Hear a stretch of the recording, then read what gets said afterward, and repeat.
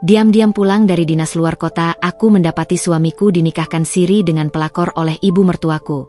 Tak tahan detik itu juga aku hancurkan pernikahan itu. Dasar mertua jahatku usir mereka dan ku buat menjadi gelandangan miskin hingga harus tidur di pinggir jalan. Halo Bunda, selamat datang kembali ya. Semoga Bunda semuanya dalam keadaan sehat dan bahagia ya. Sebelum masuk ke ceritanya silahkan Bunda-Bunda semuanya absen terlebih dahulu ya. Bunda semuanya dari daerah mana saja. Yang sudah subscribe semoga rezekinya lancar ya. Mentari pagi menyapa lembut melalui celah gorden kamar. Namun bagi Riana, sinarnya terasa lebih hangat dari biasanya. Sebentar lagi, ia akan kembali ke pelukan Anjas, suaminya tercinta. 5 hari terasa begitu panjang saat ia harus menyelesaikan pekerjaan dinas di luar kota. Kerinduan menguar dalam setiap helaan napasnya, membayangkan kejutan yang akan ia berikan. Ia sengaja tidak memberitahu Anjas kepulangannya lebih awal. Pasti dia senang sekali, gumam Riana sambil tersenyum seorang diri di depan cermin, memoleskan sentuhan terakhir pada wajahnya yang tampak segar. Riana dan Anjas adalah gambaran pasangan ideal bagi banyak orang. Mereka menikah 5 tahun lalu, membangun rumah tangga yang harmonis dan penuh cinta. Anjas, dengan sifatnya yang penyayang dan bertanggung jawab, selalu menjadi sandaran hidup Riana. Begitu pula Riana, yang selalu mendukung dan memahami kesibukan Anjas sebagai seorang arsitek. Rumah mereka, sebuah hunian minimalis dengan taman kecil yang asri, adalah saksi bisu betapa eratnya jalinan kasih mereka. Setiap sudut rumah itu dihiasi kenangan indah, foto-foto perjalanan mereka, hadiah-hadiah kecil yang saling mereka berikan, semuanya memancarkan kehangatan sebuah keluarga bahagia. Hubungan Riana dengan ibu mertua, meskipun tidak bisa dibilang sangat dekat, namun selama ini berjalan baik-baik saja. Ibu Anjas, seorang wanita parubaya yang terlihat masih energik, memiliki karakter yang cukup dominan dan terkadang suka ikut campur urusan rumah tangga anaknya. Namun, Riana selalu berusaha menghargai dan memahami perbedaan pandangan mereka. Ia percaya, selama niatnya baik, segala perbedaan bisa diselesaikan dengan komunikasi yang baik pula. Anjas sendiri selalu menjadi penengah yang bijak di antara kedua wanita yang dicintainya itu. Pagi itu, setelah menyelesaikan semua urusannya di hotel, Riana bergegas menuju stasiun. Tiket kereta sudah di tangannya, dan bayangan wajah Anjas sudah menari-nari di benaknya. Ia membayangkan bagaimana Anjas akan terkejut melihatnya tiba-tiba di depan pintu. Mungkin mereka akan makan malam romantis di rumah, atau sekadar berpelukan erat di sofa sambil menonton film kesukaan mereka. Semua bayangan itu membuatnya semakin tidak sabar untuk segera tiba di rumah. Di sepanjang perjalanan, Riana tak henti-hentinya membalas pesan singkat dari Anjas yang menanyakan kabarnya. Anjas masih mengira Riana baru akan pulang lusa. Riana hanya menjawab dengan teka-teki, membuat Anjas semakin penasaran. Senyum Riana semakin lebar membayangkan betapa bahagianya suaminya nanti. Saat kereta akhirnya tiba di stasiun kotanya, Riana menarik kopernya dengan semangat. Udara kotanya terasa lebih segar dari kota tempat ia berdinas. Ia segera memesan taksi daring dan menyebutkan alamat rumahnya.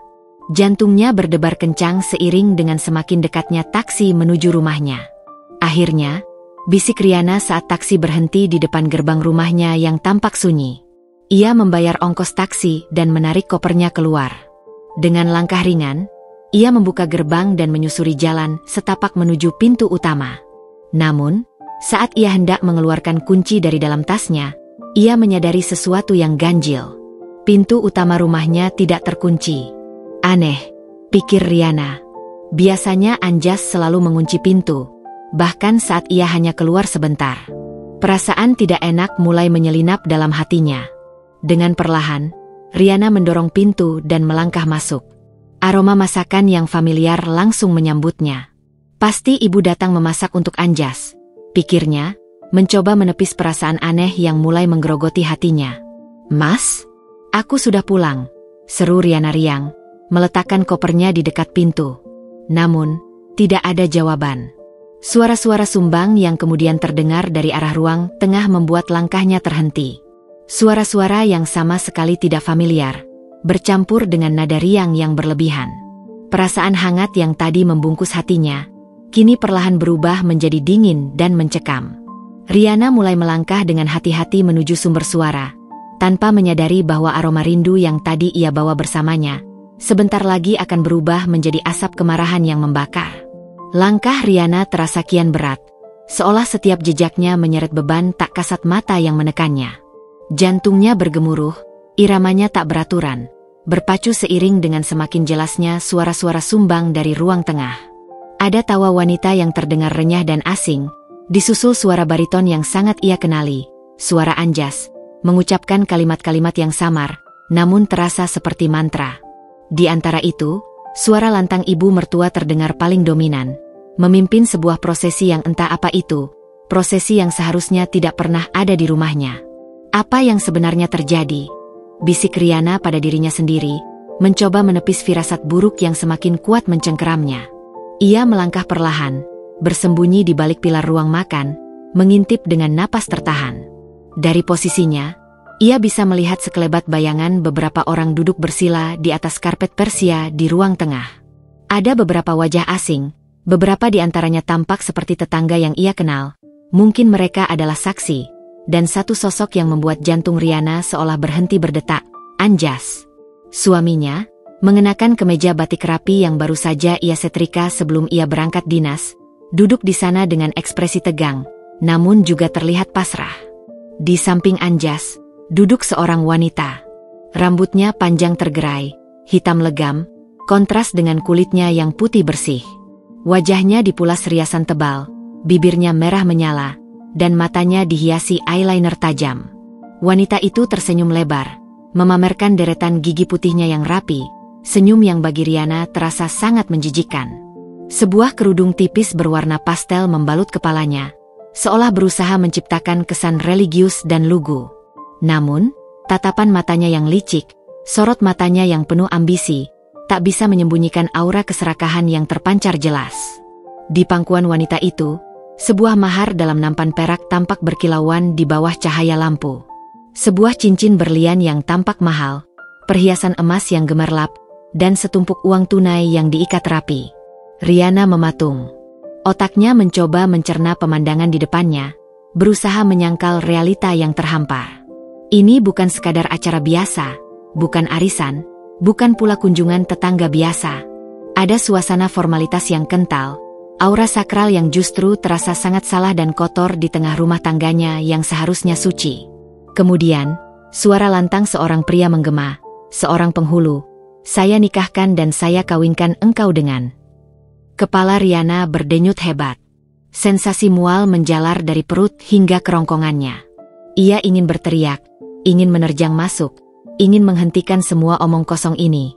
Tapi tubuhnya seakan terpaku, lumpuh karena syok yang teramat sangat, seperti patung es yang tak bisa bergerak.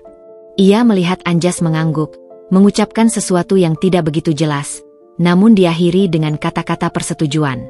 Lalu, sebuah kata yang memporak-porandakan seluruh dunianya terlontar dengan jelas dari bibir banyak orang, dari penghulu, dari para saksi, dan terutama dari bibir ibu mertua yang terlihat paling gembira. Senyumnya mengembang lebar penuh kepuasan. Sah. Satu kata itu. Hanya satu kata.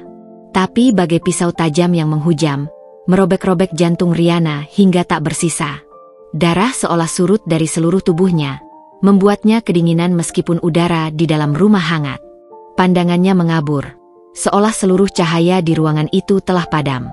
Dunia Riana yang harmonis, yang ia bangun dengan cinta, kesetiaan, dan kepercayaan selama 5 tahun, hancur berkeping-keping dalam sekejap mata.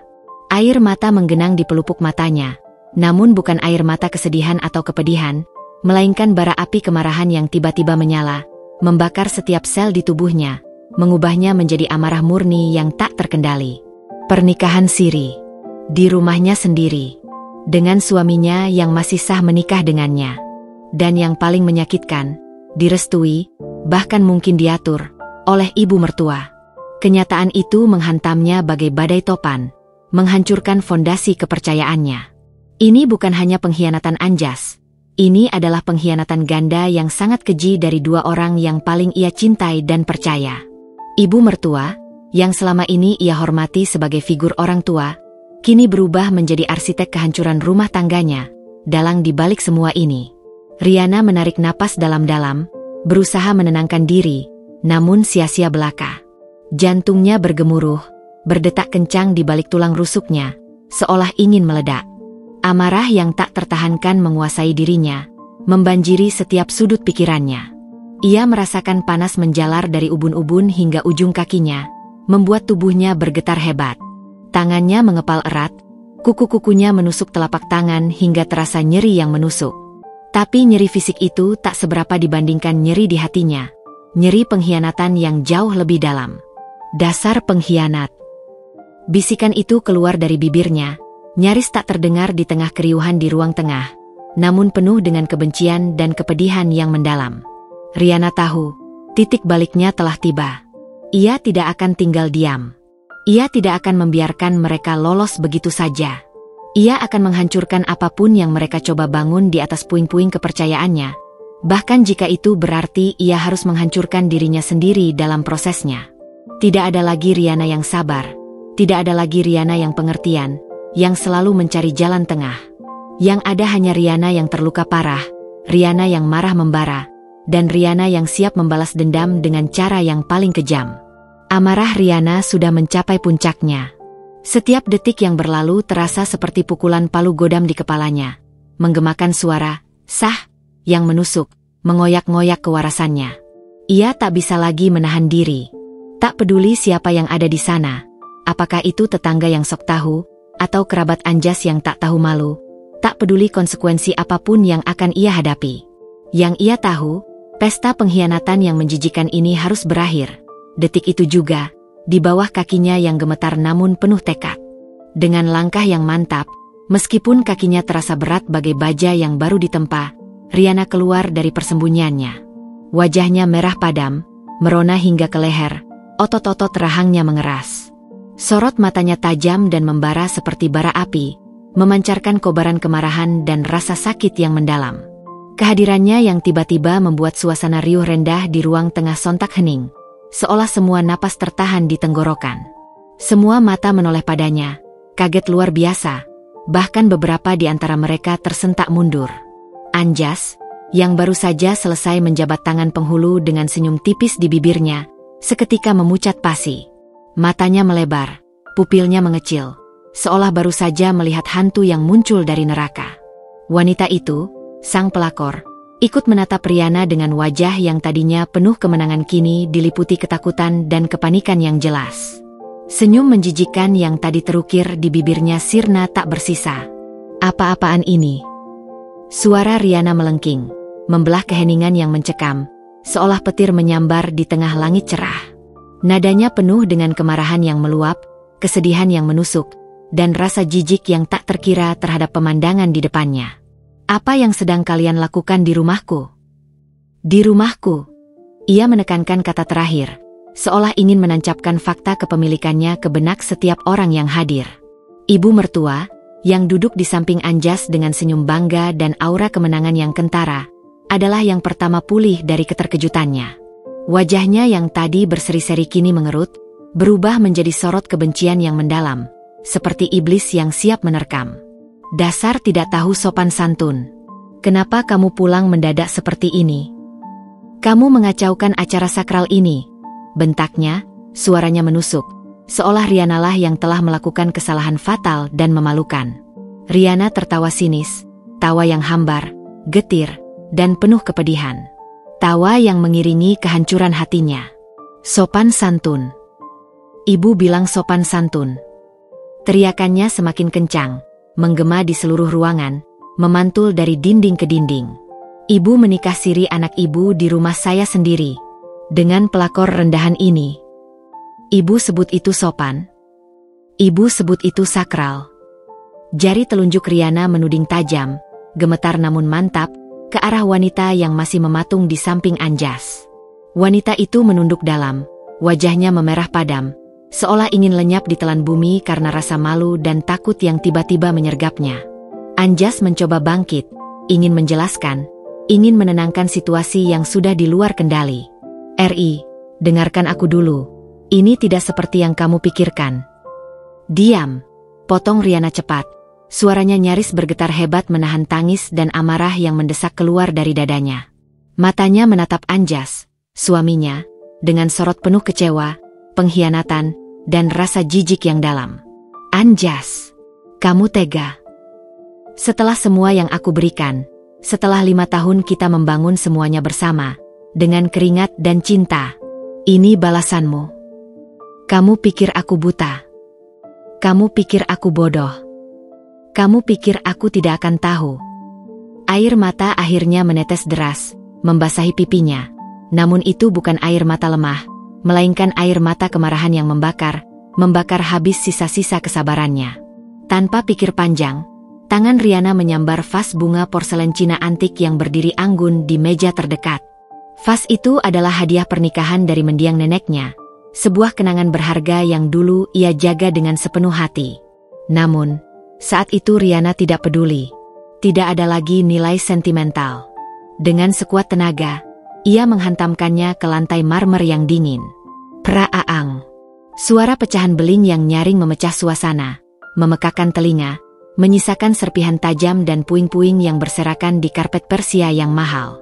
Sama seperti hatinya, yang kini hancur berkeping-keping tak berbentuk. Para saksi dan tamu undangan, yang tadinya terkejut, kini menjerit ketakutan dan beranjak dari duduknya, panik. Beberapa wanita muda menutup mulut mereka dengan tangan, terperangah. Beberapa pria berbisik-bisik, wajah mereka menunjukkan ekspresi terkejut dan prihatin. Namun tak ada yang berani mendekat. Kalian semua pergi. Sekarang juga. Riana menunjuk pintu utama dengan tangan gemetar. Seluruh tubuhnya bergetar hebat karena luapan emosi. Aku tidak sudi rumah ini dikotori oleh pengkhianat dan iblis seperti kalian. Keluar dari rumahku. Pergi kalian semua. Ibu mertua, yang tadinya diam terpaku karena terkejut dengan tindakan Riana, kini melangkah maju dengan langkah tegap. Wajahnya sudah merah padam karena marah dan harga diri yang tercabik. Kamu pikir kamu siapa bisa mengusir kami? Ini rumah anakku juga. Kami punya hak. Aku adalah pemilik sah rumah ini, istri sah Anjas. Dan mulai detik ini, kalian bukan siapa-siapa lagi bagiku. Suara Riana menggelegar, penuh tekad, meskipun suaranya mulai serak dan napasnya tersengal. Keluar, atau aku akan memastikan kalian tidak punya tempat untuk kembali. Aku bersumpah, aku akan membuat kalian gelandangan miskin. Anjas mencoba menahan ibu mertua, meraih lengannya dengan panik. Bu, sudahlah bu, jangan seperti ini. Jangan sentuh aku. Ibu mertua menepis tangan Anjas dengan kasar. Matanya masih menatap Riana dengan kebencian yang mendalam, seolah ingin membakar Riana hidup-hidup. Lihatlah tingkah istrimu ini, Anjas. Wanita gila. Tidak tahu diri. Justru kalian yang gila. Kalian yang sinting. Balas Riana tanpa ragu. Kepalanya mendongak menantang. Kalian berani sekali melakukan ini padaku. Aku akan pastikan kalian menyesali hari ini seumur hidup kalian. Kalian akan tidur di jalanan, merasakan dinginnya tanah. Suasana menjadi sangat tegang, diselimuti aura permusuhan yang pekat. Para tamu undangan mulai bergerak cepat, buru-buru keluar dari rumah, takut menjadi saksi dari pertengkaran yang semakin memanas dan tak terkendali ini. Mereka berbisik-bisik sambil menuruni tangga. Wajah mereka menunjukkan campuran rasa ingin tahu, simpati, dan ketakutan. Riana hanya menatap dingin ke arah ibu mertua dan Anjas, yang kini berdiri canggung bersama pelakor itu. Air mata yang tadi menetes, kini mengering di pipinya, digantikan oleh sorot mata yang penuh tekad dan amarah yang membara. Ia tidak akan membiarkan mereka lolos begitu saja. Ia akan memastikan mereka merasakan sakit yang sama, bahkan lebih parah, hingga mereka benar-benar hancur. Keriuhan di rumah Riana mereda drastis, berganti dengan suara langkah kaki panik para tamu yang buru-buru meninggalkan tempat itu, seolah melarikan diri dari medan perang yang baru saja pecah. Beberapa dari mereka menoleh ke belakang, tatapan mereka antara kasihan, penasaran, dan ketakutan yang jelas. Mereka tahu, ada drama besar yang baru saja mereka saksikan. Namun, Riana tidak peduli sedikit pun pada tatapan atau bisikan mereka. Matanya hanya terpaku pada 3 sosok di hadapannya. Anjas, ibu mertua, dan wanita yang kini menjadi dalang kehancuran rumah tangganya, sang pelakor, yang masih berdiri mematung seperti patung yang rapuh. Kalian tidak dengar? Aku bilang pergi. Suara Riana kembali menggelegar, lebih tajam dari silet, menusuk langsung ke telinga mereka. Tangannya menunjuk pintu dengan jari gemetar hebat, namun sorot matanya sudah membeku, dingin, dan tanpa ampun. Tidak ada lagi kehangatan, tidak ada lagi rasa cinta atau simpati, hanya kemarahan dan kebencian yang mendalam yang terpancar dari kedua matanya. Aku tidak ingin melihat wajah kalian lagi di rumah ini. 1 detik pun. Keluar dari rumahku sekarang juga. Ibu mertua menatap Riana dengan amarah yang meluap. Wajahnya memerah padam hingga ke ubun-ubun. Nadi di pelipisnya berdenyut-denyut.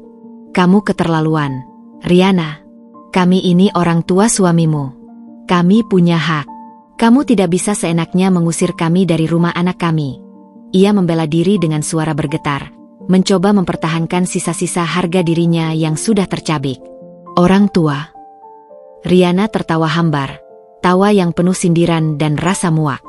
Sejak kapan orang tua merestui pengkhianatan di belakang anaknya sendiri? Sejak kapan orang tua membantu menikahkan anaknya dengan wanita lain di rumah anaknya yang sah? Sejak kapan orang tua tega menghancurkan rumah tangga anaknya sendiri? Riana melangkah maju, sorot matanya yang membakar mengunci pandangan ibu mertua. Ibu bukan orang tua. Ibu adalah iblis yang bersembunyi di balik topeng kasih sayang. Dalang di balik kehancuran ini. Ibu mertua tersentak, rahangnya mengeras, wajahnya menunjukkan campuran kemarahan dan keterkejutan karena diserang dengan kata-kata setajam itu. Jaga bicaramu. Aku ini ibu kandung Anjas. Aku punya hak untuk mengatur hidup anakku. Dan aku adalah istri sahnya. Istri yang kalian hianati. Istri yang kalian injak-injak harga dirinya. Istri yang kalian permalukan di rumahnya sendiri. Riana terus melangkah maju, mendekat ke arah mereka. Aura marahnya begitu kuat hingga membuat ibu mertua mundur selangkah tanpa sadar. Wajahnya menunjukkan sedikit gentar. Kalian kira aku akan diam saja? Kalian kira aku akan menerima semua ini? Aku tidak akan membiarkan kalian hidup tenang setelah ini. Tidak akan. Aku bersumpah. Pelakor itu, yang sedari tadi menunduk ketakutan, kini memberanikan diri mengangkat wajahnya yang pucat. Matanya memancarkan ketakutan yang dalam, namun terselip sedikit keberanian atau mungkin keputusasaan. Bibirnya terbuka, hendak berbicara. Tolong, Mbak Riana, saya hanya... Diam. Aku bahkan tidak sudi mendengar suaramu. Jalang. Potong Riana cepat, suaranya mengandung ancaman yang menusuk. Berani sekali kamu menginjakan kakimu di rumahku, merebut suamiku dari pelukanku. Kamu pikir kamu siapa sampai berani mencoreng kehormatan rumah tanggaku? Kamu pikir kamu pantas mendapatkan kebahagiaan di atas penderitaanku? Riana meludah ke lantai, ekspresi jijiknya tak bisa disembunyikan. Ludah itu jatuh tepat di dekat kaki pelakor, seolah menghinanya tanpa kata. Anjas akhirnya angkat bicara, suaranya pelan dan bergetar, penuh penyesalan dan keputusasaan yang kentara. Ia mencoba meraih tangan Riana lagi. Ri, jangan seperti ini, Ri. Kita bisa bicarakan ini baik-baik. Aku salah, aku tahu aku salah. Beri aku kesempatan menjelaskan. Namun, Riana langsung menepis tangan Anjas dengan kasar, seolah menyentuh benda najis. Bicara baik-baik. Setelah apa yang kamu lakukan? Setelah kamu menghancurkan semua kepercayaanku? Kamu pikir aku akan mempercayai setiap kata busuk yang keluar dari mulutmu? Anjas. Matanya berkilat tajam, menatap suaminya yang kini terasa seperti orang asing. Kamu sama saja dengan mereka. Bahkan lebih parah. Pengkhianat. Pengkhianat yang keji. Ayahmu pasti menyesal punya menantu sepertimu, Riana. Teriak ibu mertua, mencoba memprovokasi, menyinggung almarhum ayah Riana yang sangat ia hormati. Dan ibu pasti menyesal punya anak seperti Anjas. Dan punya menantu macam dia. Riana menunjuk pelakor itu dengan tatapan menghina dan jijik. Cepat keluar dari rumah ini. Sekarang. Atau aku sendiri yang akan menyeret kalian keluar dengan tanganku sendiri. Ibu mertua mendengus.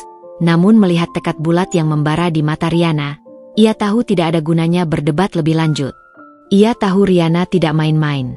Dengan enggan, ia meraih tas tangannya yang terjatuh dan mulai melangkah gontai menuju pintu. Wajahnya masih memerah karena marah dan malu. Pelakor itu mengikutinya, terhuyung-huyung, nyaris tersandung kakinya sendiri karena ketakutan. Anjas menatap Riana, sorot matanya penuh kepedihan, penyesalan, dan kehilangan yang mendalam. "Ri, aku minta maaf sungguh. Maaf." Riana tertawa pahit, tawa itu lebih mirip erangan kesakitan. "Maafmu tidak akan mengembalikan semua yang sudah kalian hancurkan.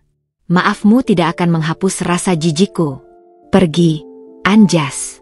Pergi dari hidupku. Aku tidak ingin melihatmu lagi. Jangan pernah muncul di hadapanku lagi." Dengan langkah gontai, Anjas akhirnya mengikuti ibu mertua dan pelakor keluar dari rumah.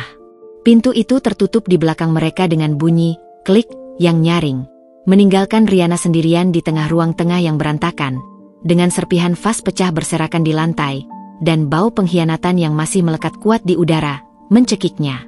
Riana hanya berdiri di sana, napasnya memburu, dadanya naik turun dengan cepat. Ia mendengar suara langkah kaki mereka menjauh di jalan, suara mesin mobil menyala, dan kemudian, kesunyian total. Sunyi yang memekakan telinga, sunyi yang terasa sangat dingin dan hampa. Ia menatap nanar ke pintu yang baru saja tertutup rapat, hatinya dipenuhi campuran amarah yang membara, rasa sakit yang tak terlukiskan, dan kepuasan samar karena telah berhasil mengusir mereka. Mereka telah pergi.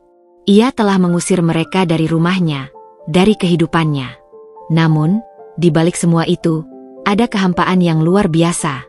Ia sendirian di rumah ini, rumah yang dulunya penuh cinta dan kebahagiaan, kini terasa hampa, dingin, dan tercemar. Ia tahu ini baru permulaan dari segalanya. Perang sesungguhnya baru saja dimulai. Perang untuk mengembalikan harga dirinya, untuk menghukum mereka. Ia akan memastikan mereka benar-benar menjadi gelandangan, merasakan penderitaan yang sama, bahkan lebih parah dari yang ia rasakan saat ini. Tekadnya membara, lebih kuat dari sebelumnya, menyala di setiap sel tubuhnya yang terluka. Kesunyian yang memekakan telinga setelah kepergian mereka adalah siksaan tersendiri bagi Riana. Sunyi itu bukan sekadar ketiadaan suara, melainkan hening yang membawa serta beban kehancuran, derita kepedihan, dan jeritan batin yang tak terucapkan. Aroma masakan yang tadinya menguar hangat, aroma bawang putih dan rempah yang biasa ia kaitkan dengan kebahagiaan, kini terasa menyesakan, bercampur dengan bau pengkhianatan yang pekat dan menusuk hidung, seolah menempel di setiap dinding rumah. Riana berdiri terpaku di tengah ruang tengah yang berantakan, menatap nanar serpihan vas porselen antik yang berserakan di lantai marmer. Setiap pecahan itu adalah metafora sempurna untuk hatinya yang kini hancur berkeping-keping, tak berbentuk, tak bisa disatukan kembali. Air mata yang tadinya mengering karena amarah yang membara, kini kembali mengalir deras, membasahi pipinya yang dingin. Namun, kali ini, air mata itu adalah perwujudan dari rasa sakit yang menusuk hingga ke tulang, kepedihan yang mendalam yang tak terlukiskan dengan kata, dan kekecewaan yang tak terhingga yang menggerogoti jiwanya. Ia merosot perlahan, tubuhnya ambruk, berlutut di antara pecahan beling yang tajam, membiarkan tangis pecah tanpa suara. Hanya isakan tertahan yang keluar dari bibirnya yang bergetar. Bahunya bergetar hebat, seolah seluruh bebannya tak mampu lagi ia pikul. 5 tahun pernikahan, 5 tahun cinta yang ia yakini murni, kepercayaan yang ia jaga dengan sepenuh hati, dan mimpi-mimpi masa depan yang mereka rajut bersama, kini terasa seperti dongeng indah yang berakhir tragis, sebuah kisah horor yang nyata. Ia ingat dengan jelas bagaimana Anjas melamarnya di pinggir danau, di bawah kerlipan bintang-bintang, dengan janji setia sehidup semati. Ia ingat tawa bahagia mereka saat mendekorasi rumah ini, memilih setiap perabot, setiap detail kecil, dengan penuh cinta dan harapan. Ia ingat betapa bangganya Anjas saat ia meraih promosi jabatan, dan bagaimana Riana selalu menjadi istri yang paling mendukung dan memahami setiap langkah suaminya. Semua kenangan indah itu kini berubah menjadi duri-duri tajam yang menusuk jantungnya, menyadarkan betapa bodohnya ia telah mempercayai pria itu, suaminya, pria yang kini baginya adalah orang asing yang berwajah sama. Dan ibu mertua. Wanita yang selalu ia hormati, yang ia anggap sebagai ibu keduanya, yang ia layani dengan sepenuh hati. Wanita yang sering membawakannya masakan favorit, yang memberinya nasihat, meski terkadang terlalu mencampuri dan seringkali bernada sinis. Bagaimana mungkin seorang ibu tega menghancurkan kebahagiaan anaknya sendiri, apalagi kebahagiaan menantunya yang telah ia anggap keluarga? Fakta bahwa ibu mertua terlibat aktif, bahkan mungkin menjadi dalang utama dalam pernikahan siri itu, adalah pukulan telak yang jauh lebih menyakitkan daripada pengkhianatan Anjas. Itu adalah pengkhianatan dari seseorang yang seharusnya melindunginya, merangkulnya, bukan justru menusuknya dari belakang. Riana meraih pecahan vas yang paling besar, ukurannya sebesar telapak tangannya. Jarinya tak sengaja tergores oleh pinggirannya yang tajam, meneteskan darah merah segar yang menodai lantai marmer. Rasa sakit fisik itu seakan tak terasa dibandingkan dengan luka di hatinya yang menganga lebar. Ia memejamkan mata erat-erat, membiarkan semua emosi, amarah, sakit hati, kecewa, dan dendam, meluap tak terkendali. Gambaran Anjas duduk bersanding dengan wanita itu, senyum licik ibu mertua, dan bisikan, "Sah," yang menghancurkan, kembali terngiang-ngiang, berputar-putar di kepalanya bagai kaset rusak yang tak bisa dimatikan. Tidak mungkin. Bisiknya parau, suaranya tercekat di tenggorokan yang terasa kering dan sakit. Ini mimpi buruk, kan? Aku pasti akan terbangun dari mimpi mengerikan ini. Namun, kenyataan pahit itu menghantamnya lagi, lebih keras dari sebelumnya. Ini bukan mimpi. Ini nyata. Sangat nyata. Rumahnya, pernikahannya, seluruh hidupnya, semuanya hancur. Ia telah kehilangan segalanya dalam sekejap mata, di dalam rumahnya sendiri. Tapi di tengah puing-puing kehancuran itu, di dasar jurang kepedihan, secercah api kembali menyala dalam dirinya. Bukan api cinta yang dulu membakar, melainkan api dendam yang membara dan menghanguskan. Rasa sakit yang ia rasakan terlalu besar untuk hanya ditangisi. Kekecewaan yang ia alami terlalu dalam untuk hanya diterima. Pengkhianatan yang mereka lakukan terlalu keji dan memuakkan untuk hanya dimaafkan. Hatinya telah mengeras, membatu. "Aku tidak akan membiarkan kalian tenang," gumam Riana. Suaranya kini kembali tegas, meskipun masih ada getaran samar. Ia bangkit berdiri, meskipun kakinya masih terasa lemas dan lututnya gemetar. Matanya menatap tajam ke arah pintu, ke arah mana mereka pergi, seolah bisa menembus dinding dan melihat mereka. "Kalian ingin hidup baru? Baik. Aku akan memastikan hidup baru kalian adalah neraka yang sesungguhnya. Aku akan membuat kalian merasakan penderitaan yang jauh lebih besar dari ini. Aku akan membuat kalian tahu apa itu arti penyesalan." Sebuah sumur dendam yang menganga lebar kini terbentuk di hati Riana, menelan semua kebaikan, kelembutan, dan rasa iba yang pernah ada dalam dirinya. Tekadnya membaja, sekeras baja. Ia akan membuat perhitungan. Mereka telah menjadikannya gelandangan emosi, jiwa yang hancur dan tak berdaya.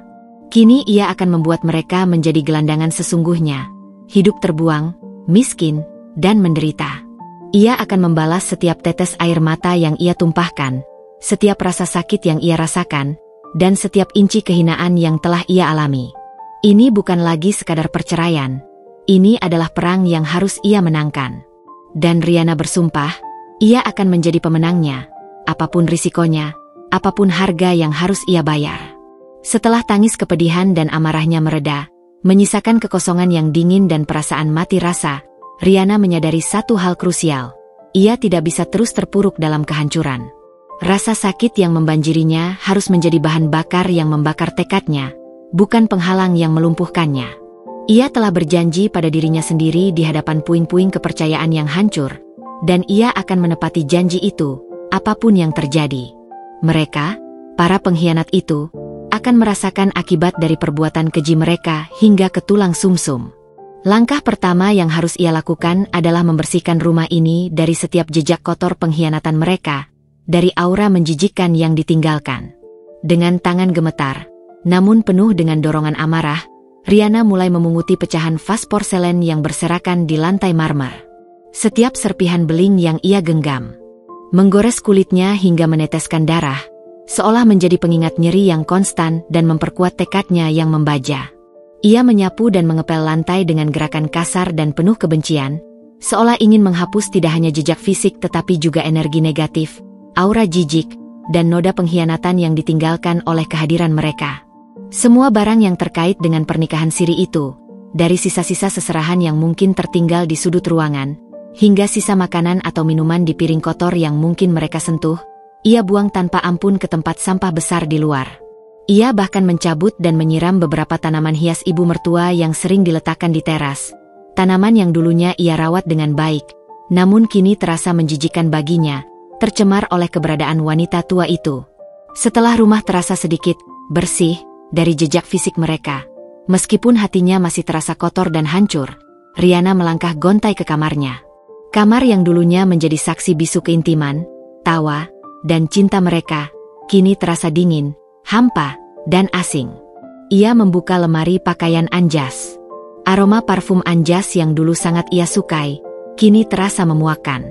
Tanpa ragu, ia menarik semua pakaian, sepatu, dasi, jam tangan, dan semua barang pribadi suaminya. Tidak ada lagi kenangan yang tersisa yang ingin ia simpan. Setiap benda yang ia sentuh terasa seperti api yang membakar telapak tangannya, memicu kembali amarahnya. Ia membuang semuanya ke dalam beberapa kantung sampah besar berwarna hitam, lalu menyeretnya keluar rumah dengan susah payah, meletakkannya begitu saja di tepi jalan, jauh dari pandangan matanya. Ambil saja sampah-sampah ini. Semoga kalian memungutnya dan hidup dari sana. Desisnya penuh dendam, seolah ada yang mendengar sumpah serapahnya. Riana tahu, tindakan ini hanyalah permulaan, simbolis belaka. Perang yang sesungguhnya harus dimulai di ranah hukum, di mana ia bisa mencabut semua hak Anjas, melucuti semua kepemilikannya, dan yang terpenting, memastikan ibu mertua ikut merasakan akibatnya hingga ke titik terendah. Ponselnya ia raih, layarnya menampilkan puluhan panggilan tak terjawab dari nomor Anjas, dan beberapa dari nomor ibu mertua yang ia kenali dengan baik. Semua panggilan itu ia abaikan, ia bisukan, bahkan langsung ia blokir. Tidak ada gunanya lagi berbicara dengan mereka. Tidak ada lagi yang perlu dijelaskan atau dimaafkan. Semua sudah hancur. Ia membuka aplikasi perbankan di ponselnya. Jari-jarinya bergerak cepat, didorong oleh amarah yang dingin. Hal pertama yang ia lakukan adalah memblokir semua kartu kredit dan debit milik Anjas yang terhubung dengan rekening bersama. Kemudian, dengan mata yang tajam, ia mulai memeriksa saldo rekening tabungan dan deposito bersama. Mereka memiliki jumlah yang cukup signifikan, hasil kerja keras dan tabungan mereka berdua selama 5 tahun pernikahan. Tanpa ragu, Riana mentransfer sebagian besar dana itu, hampir seluruhnya, ke rekening pribadinya yang terpisah, rekening yang hanya ia yang bisa mengaksesnya. Ia tidak akan membiarkan Anjas dan wanita itu menikmati hasil jerih payahnya, hasil pernikahannya yang telah dihancurkan dengan keji. Uang ini adalah haknya, sebagai kompensasi atas penderitaan dan pengkhianatan yang ia alami. Kemudian, ia mencari kontak pengacara kenalannya, Ibu Nita. Ibu Nita adalah seorang pengacara perceraian yang terkenal kejam, efisien, dan tidak kenal ampun dalam membela kliennya. Riana mengenalnya melalui temannya yang pernah menggunakan jasa Ibu Nita dalam kasus perceraian yang rumit. Ironisnya, ia tak pernah menyangka akan membutuhkan jasa pengacara perceraian, apalagi secepat dan sedramatis ini. Jari-jarinya gemetar saat menekan tombol panggil, namun tekadnya tak goyah. Halo, Ibu Nita. Ini Riana. Maaf mengganggu di jam segini, tapi ini sangat mendesak. Saya butuh bantuan Ibu secepatnya. Suara Riana terdengar serak, berusaha sekuat tenaga menahan emosi agar tetap profesional dan fokus pada tujuan. Ibu Nita, dengan suaranya yang tenang namun tegas, terdengar sedikit terkejut. Ada apa, Riana? Kedengarannya serius sekali. Apa yang terjadi? Riana menarik napas dalam-dalam, mengumpulkan sisa-sisa kekuatannya. Saya ingin mengajukan gugatan cerai. Dan saya ingin memastikan dia tidak akan mendapatkan apa-apa. Saya ingin dia dan keluarganya menderita, Bu Nita. Seberat-beratnya. Sampai mereka tidak punya apa-apa. Sampai mereka harus tidur di pinggir jalan. Kalimat terakhir itu ia ucapkan dengan nada dingin, penuh dengan kebencian yang mendalam. Ada jeda sejenak di ujung telepon. Ibu Nita tampaknya terkejut dengan nada suara Riana yang penuh amarah, tekad balas dendam, dan keseriusan yang tidak ia duga. Baik, Riana. Saya mengerti. Besok pagi, datanglah ke kantor saya sepagi mungkin. Bawa semua dokumen yang kamu punya. Akta nikah, surat kepemilikan aset, catatan keuangan, dan semua bukti terkait pengkhianatan ini. Kita akan bicara lebih detail dan menyusun strategi. Jangan khawatir, saya akan pastikan keadilan berpihak padamu, dan mereka akan mendapatkan balasan yang setimpal. Mendengar kata-kata Ibu Nita, sedikit lega merayapi hati Riana, bercampur dengan kepuasan dingin. Setidaknya, ia tidak sendirian dalam pertempuran ini. Ia akan melawan. Ia akan berjuang. Dan ia akan memenangkan ini. Ia akan memastikan Anjas dan ibu mertua merasakan pahitnya hidup di jalanan, sesuai sumpahnya yang telah ia ucapkan dalam amarah. Ini hanyalah permulaan dari sebuah perjalanan panjang balas dendam. Malam setelah kejadian itu, Riana tidak bisa memejamkan mata sedikit pun. Pikirannya terus berputar, menganalisis setiap detail kehancuran yang ia alami. Setiap kata, setiap tatapan, setiap senyuman pengkhianatan terputar ulang seperti film horor di benaknya. Ia teringat semua janji manis Anjas, semua kebaikan yang ternyata hanya topeng, dan senyum munafik ibu mertua yang kini terasa seperti racun. Rasa sakit yang menusuk bercampur aduk dengan amarah yang mendidih, membentuk sebuah koktail emosi yang membakar. Namun di tengah badai itu, satu hal yang jelas, ia harus kuat. Ia harus bangkit. Ia harus berjuang, bukan untuk cinta yang telah mati, melainkan untuk keadilan dan pembalasan. Pagi harinya, Riana sudah rapi sejak subuh, jauh sebelum matahari terbit. Ia mengenakan setelan blazer hitam yang tegas dan elegan, rambutnya diikat rapi membentuk sanggul rendah yang menunjukkan profesionalisme. Wajahnya dipulas riasan minimalis, namun cukup untuk menutupi jejak semalam suntuk yang dihabiskan tanpa tidur. Penampilannya memancarkan kekuatan dan ketenangan, menyembunyikan badai emosi yang masih berkecamuk hebat di dalam dirinya. Ia harus terlihat siap, tegar, dan tak tergoyahkan di hadapan sang pengacara. Setibanya di kantor Ibu Nita, Riana disambut oleh seorang resepsionis muda yang ramah. Suasana kantor terasa tenang, sunyi, dan profesional. Kontras sekali dengan kegaduhan di hatinya. Tak lama, ia dipersilakan masuk ke ruangan Ibu Nita yang terletak di sudut, menghadap pemandangan kota. Ibu Nita adalah wanita parubaya yang elegan dan berwibawa, dengan tatapan mata tajam yang mampu menembus ke dalam jiwa, seolah bisa membaca setiap niat tersembunyi. Ia mengenakan kacamata berbingkai tipis dan rambutnya disanggul rapi. Aura profesionalismenya begitu kuat, memancarkan kecerdasan dan pengalaman, yang entah mengapa membuat Riana merasa sedikit tenang dan percaya bahwa ia berada di tangan yang tepat. "Selamat pagi, Riana.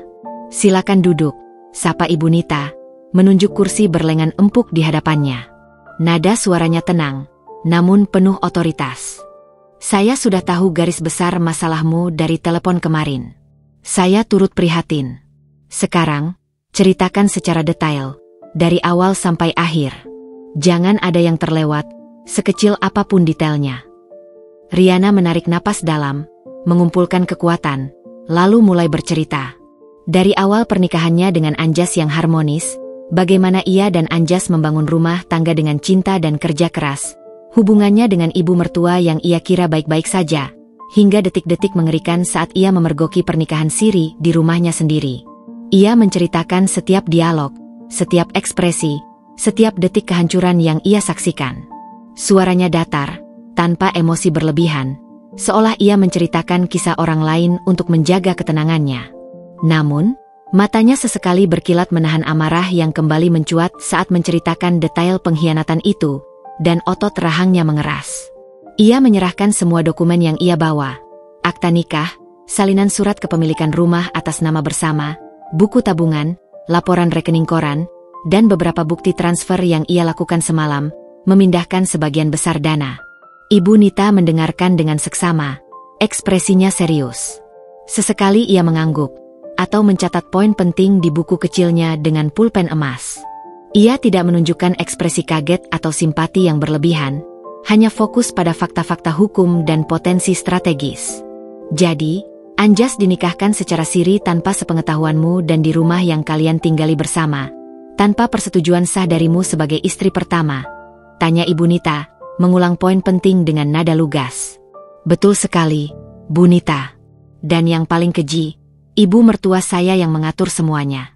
Dia adalah dalang di balik semua ini, jawab Riana.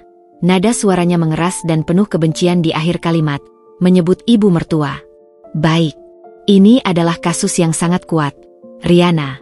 Perbuatan perzinahan yang terang-terangan dan pernikahan siri tanpa persetujuan istri seakan sangat memberatkan posisi Anjas di mata hukum, kata Ibu Nita, suaranya tenang namun penuh keyakinan.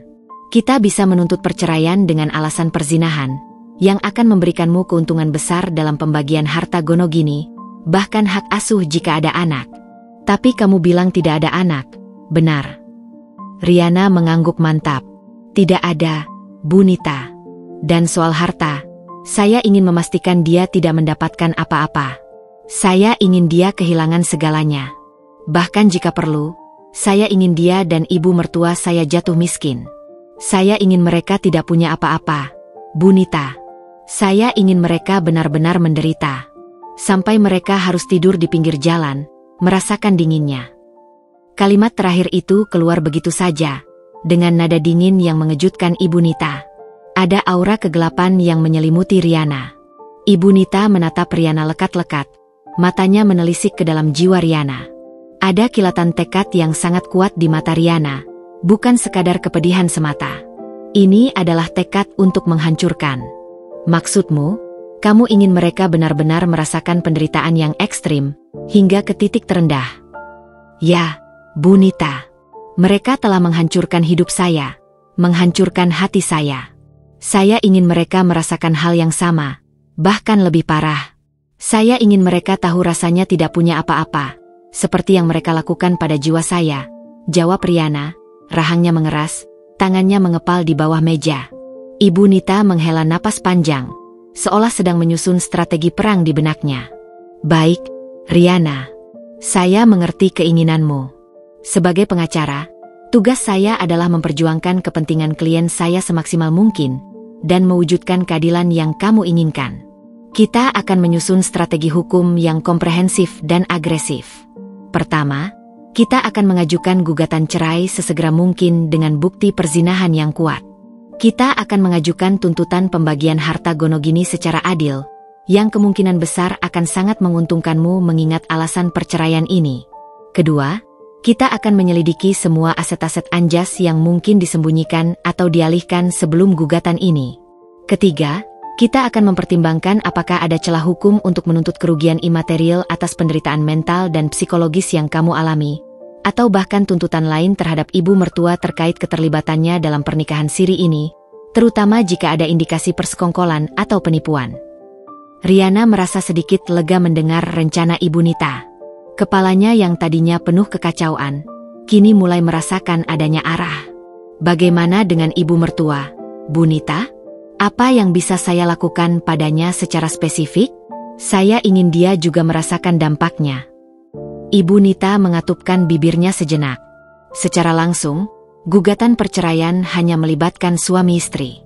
Namun, keterlibatan ibu mertua dalam pernikahan siri ini bisa menjadi bukti pemberat dalam kasusmu, menunjukkan itikat buruk Anjas dan keluarganya yang sangat jelas. Kita bisa gunakan itu untuk menekan mereka agar tidak melawan terlalu keras dalam persidangan. Dan jika ada indikasi penipuan atau pemalsuan data yang melibatkan ibu mertua dalam pernikahan siri itu, atau bahkan percobaan penggelapan aset sebelum gugatan, kita bisa menempuh jalur hukum lain yang lebih serius. Tapi, prioritas utama kita sekarang adalah gugatan cerai dan pembagian harta gonogini yang akan melumpuhkan finansial mereka. Saya mau mereka menderita, Bu Nita. Saya ingin mereka tahu apa itu artinya hidup tanpa rumah, tanpa uang, tanpa kehormatan. Ulang Riana, nada suaranya berubah datar dan dingin, tidak seperti dirinya yang dulu dikenal sebagai wanita penyayang. Kini ia adalah seorang prajurit yang terluka parah. Ibu Nita menatap Riana dalam-dalam, mengangguk perlahan. Itu akan menjadi proses yang panjang dan melelahkan, Riana. Perjuangan yang butuh kekuatan mental dan kesiapan finansial. Mereka pasti akan melawan. Tapi saya akan pastikan kita berjuang sampai akhir, dan mendapatkan hasil yang kamu inginkan. Riana mengangguk mantap. Saya siap, Bu Nita. Saya siap melakukan apa saja. Saya tidak akan mundur. Ia bangkit dari kursi, menjabat tangan Ibu Nita dengan erat. Pertemuan ini adalah awal dari peperangan yang akan ia lancarkan, sebuah pertarungan hidup mati. Dendamnya kini memiliki arah, terencana, dan didukung oleh kekuatan hukum. Ia tidak lagi sekadar wanita yang hancur. Ia adalah seorang wanita yang siap membalas. Setelah pertemuannya yang dingin namun penuh strategi dengan Ibu Nita, Riana merasakan semacam ketenangan yang aneh dan dingin. Bukan ketenangan yang menenteramkan jiwa, melainkan ketenangan seorang jenderal yang telah merancang siasat perangnya. Ia telah menanam benih-benih kehancuran bagi mereka yang mengkhianatinya, dan kini ia hanya tinggal menunggu badai itu datang. Namun, ia tidak perlu menunggu lama sama sekali. Pada sore hari yang sama, ponsel Riana berdering tanpa henti, layarnya menyala terang di tengah kegelapan ruangan. Nomor Anjas muncul berulang kali, disusul oleh panggilan-panggilan tak dikenal yang Riana yakini berasal dari pihak keluarga Anjas atau bahkan sang pelakor. Riana hanya menatapnya tanpa emosi, membiarkan dering itu mati sendiri, seolah itu hanyalah suara nyamuk yang mengganggu. Kemudian, muncul rentetan panggilan dari nomor ibu mertua, disusul pesan-pesan singkat yang masuk bertubi-tubi, membanjiri kotak masuknya. Nada pesannya bervariasi, dari amarah yang meluap hingga ancaman yang terselubung. Riana, beraninya kamu memblokir kartu Anjas. Itu uang anakku. Uang untuk kebutuhan kami. Pulangkan uangnya segera. Dasar wanita mata duitan. Aku akan tuntut kamu sampai ke neraka. Kamu pikir kamu bisa hidup tenang setelah ini? Aku akan pastikan kamu menderita. Aku bersumpah. Kembalikan uangnya. Riana, Anjas tidak punya apa-apa lagi. Riana hanya tersenyum sinis membaca pesan-pesan itu. Ini adalah reaksi yang ia harapkan, bahkan ia prediksi. Mereka mulai panik, terdesak, dan menunjukkan warna asli mereka. Ia tidak membalas satupun pesan itu, tidak sedikit pun berniat untuk menanggapi provokasi mereka. Tak lama setelah rentetan pesan amarah dari ibu mertua, pesan dari Anjas mulai masuk. Nada pesannya berubah drastis, dari marah menjadi memohon dan berusaha menjelaskan, penuh keputusasaan. "RI, kenapa kamu lakukan ini? Aku tidak bisa menarik uang sama sekali. Semua kartuku terblokir. Aku bisa jelaskan. RI, tolong angkat teleponku. Ini semua salah paham, ada yang menjebakku. Aku tahu aku salah, RI. Tapi jangan seperti ini. Kita bisa bicara baik-baik, selesaikan secara kekeluargaan. RI, uang itu untuk biaya operasi ibu. Dia sakit parah, butuh penanganan segera. Tolong, jangan buat ibu menderita." Pesan terakhir itu membuat Riana tertawa pahit, tawa yang penuh ejekan. "Oh, jadi sekarang giliran ibunya yang sakit? Sekarang giliran ibunya yang menderita," gumamnya, matanya berkilat dingin. "Dulu ibunya yang membuatku menderita, sekarang saatnya dia merasakan balasan yang setimpal." Hatinya sekeras batu, tak ada lagi celah untuk simpati atau iba. Ia tidak akan goyah sedikit pun. Ia tahu persis, itu hanyalah taktik, kebohongan klise yang sering Anjas gunakan. Uang itu pasti akan digunakan untuk modal hidup baru Anjas dan pelakor itu, atau mungkin untuk memuluskan rencana ibu mertua selanjutnya yang lebih jahat. Keesokan harinya, tak butuh waktu lama, Riana menerima sebuah amplop coklat tebal yang dibubuhi stempel pengadilan agama. Isinya adalah surat panggilan resmi dari pengadilan. Anjas, melalui pengacaranya yang ia duga adalah pengacara murahan, telah mengajukan permohonan cerai talak dan juga meminta agar harta Gonogini dibagi rata, serta menuntut pengembalian sebagian besar uang yang telah Riana transfer ke rekening pribadinya, menuduhnya melakukan penggelapan dana dan pemerasan. Riana hanya tertawa dingin membaca surat itu. "Bagus," bisiknya, penuh kemenangan. "Mereka mulai melawan. Ini akan menarik. Aku sudah menantikan ini." Ia segera menghubungi Ibu Nita untuk memberitahukan perkembangan ini. "Mereka sudah mengajukan gugatan cerai talak dan meminta pembagian harta, Bu Nita. Dan mereka menuduh saya penggelapan dana," lapor Riana dengan tenang, tanpa sedikit pun rasa panik. "Sudah kuduga mereka akan bereaksi secepat ini," sahut Ibu Nita dengan tenang, Suaranya terdengar seperti seorang ahli strategi yang sudah membaca langkah musuh. Ini justru bagus, Riana. Artinya mereka terpancing. Mereka panik. Gugatan cerai talak mereka akan kita ubah menjadi gugatan cerai gugat dari pihakmu, dengan alasan perzinahan yang jelas. Tuduhan penggelapan dana mereka itu omong kosong belaka. Itu uang bersama, Riana, dan kamu punya hak penuh atasnya. Apalagi dengan bukti perzinahan Anjas yang sangat kuat. Ini justru memperkuat posisi kita di mata hakim, menunjukkan itikat buruk mereka. Ibu Nita kemudian menjelaskan strategi selanjutnya dengan rinci. Kita akan menyiapkan semua bukti tentang pernikahan Siri Anjas, foto-foto yang kamu ambil, keterangan saksi-saksi yang kamu ingat, siapa saja yang hadir, termasuk tetangga, dan jika memungkinkan, bukti-bukti transfer uang Anjas ke rekening wanita lain jika ada data historis yang bisa kita dapatkan. Kita juga akan mengumpulkan bukti-bukti pengeluaran Anjas selama ini yang tidak wajar atau mencurigakan, untuk menunjukkan pola hidup borosnya. Dan yang paling penting, Riana, lanjut Ibu Nita dengan nada serius, kita akan mengajukan penetapan sita marital atas semua aset Anjas, termasuk rumah ini, aset lain yang ia miliki, dan mungkin juga aset yang terdaftar atas nama ibu mertua jika terbukti ada aliran dana mencurigakan. Ini untuk mencegah Anjas mengalihkan asetnya sebelum keputusan pengadilan. Riana mengangguk mantap, matanya berkilat penuh antisipasi. Saya ingin mereka tidak punya apa-apa, Bu Nita. Tidak ada satupun. Saya ingin mereka benar-benar jatuh miskin. Kita akan berusaha maksimal untuk itu, Riana, jawab Ibu Nita. Percayalah, mereka akan menyesal telah berurusan denganmu. Prosesnya mungkin panjang dan melelahkan, tapi kita akan pastikan mereka tidak bisa bernapas dengan lega. Beberapa hari kemudian, sore menjelang malam, Riana melihat Anjas dan ibu mertua datang ke rumahnya. Mereka mencoba masuk, namun Riana telah mengganti semua kunci pintu dan pagar sejak hari itu. Anjas mengetuk pintu berulang kali dengan brutal, bahkan berteriak memanggil namanya. Suaranya terdengar frustasi dan marah. Ibu mertua terlihat panik, mencoba mengintip dari jendela. Namun semua gorden telah tertutup rapat, menyembunyikan Riana dari pandangan mereka. Riana, buka pintunya. Kita perlu bicara.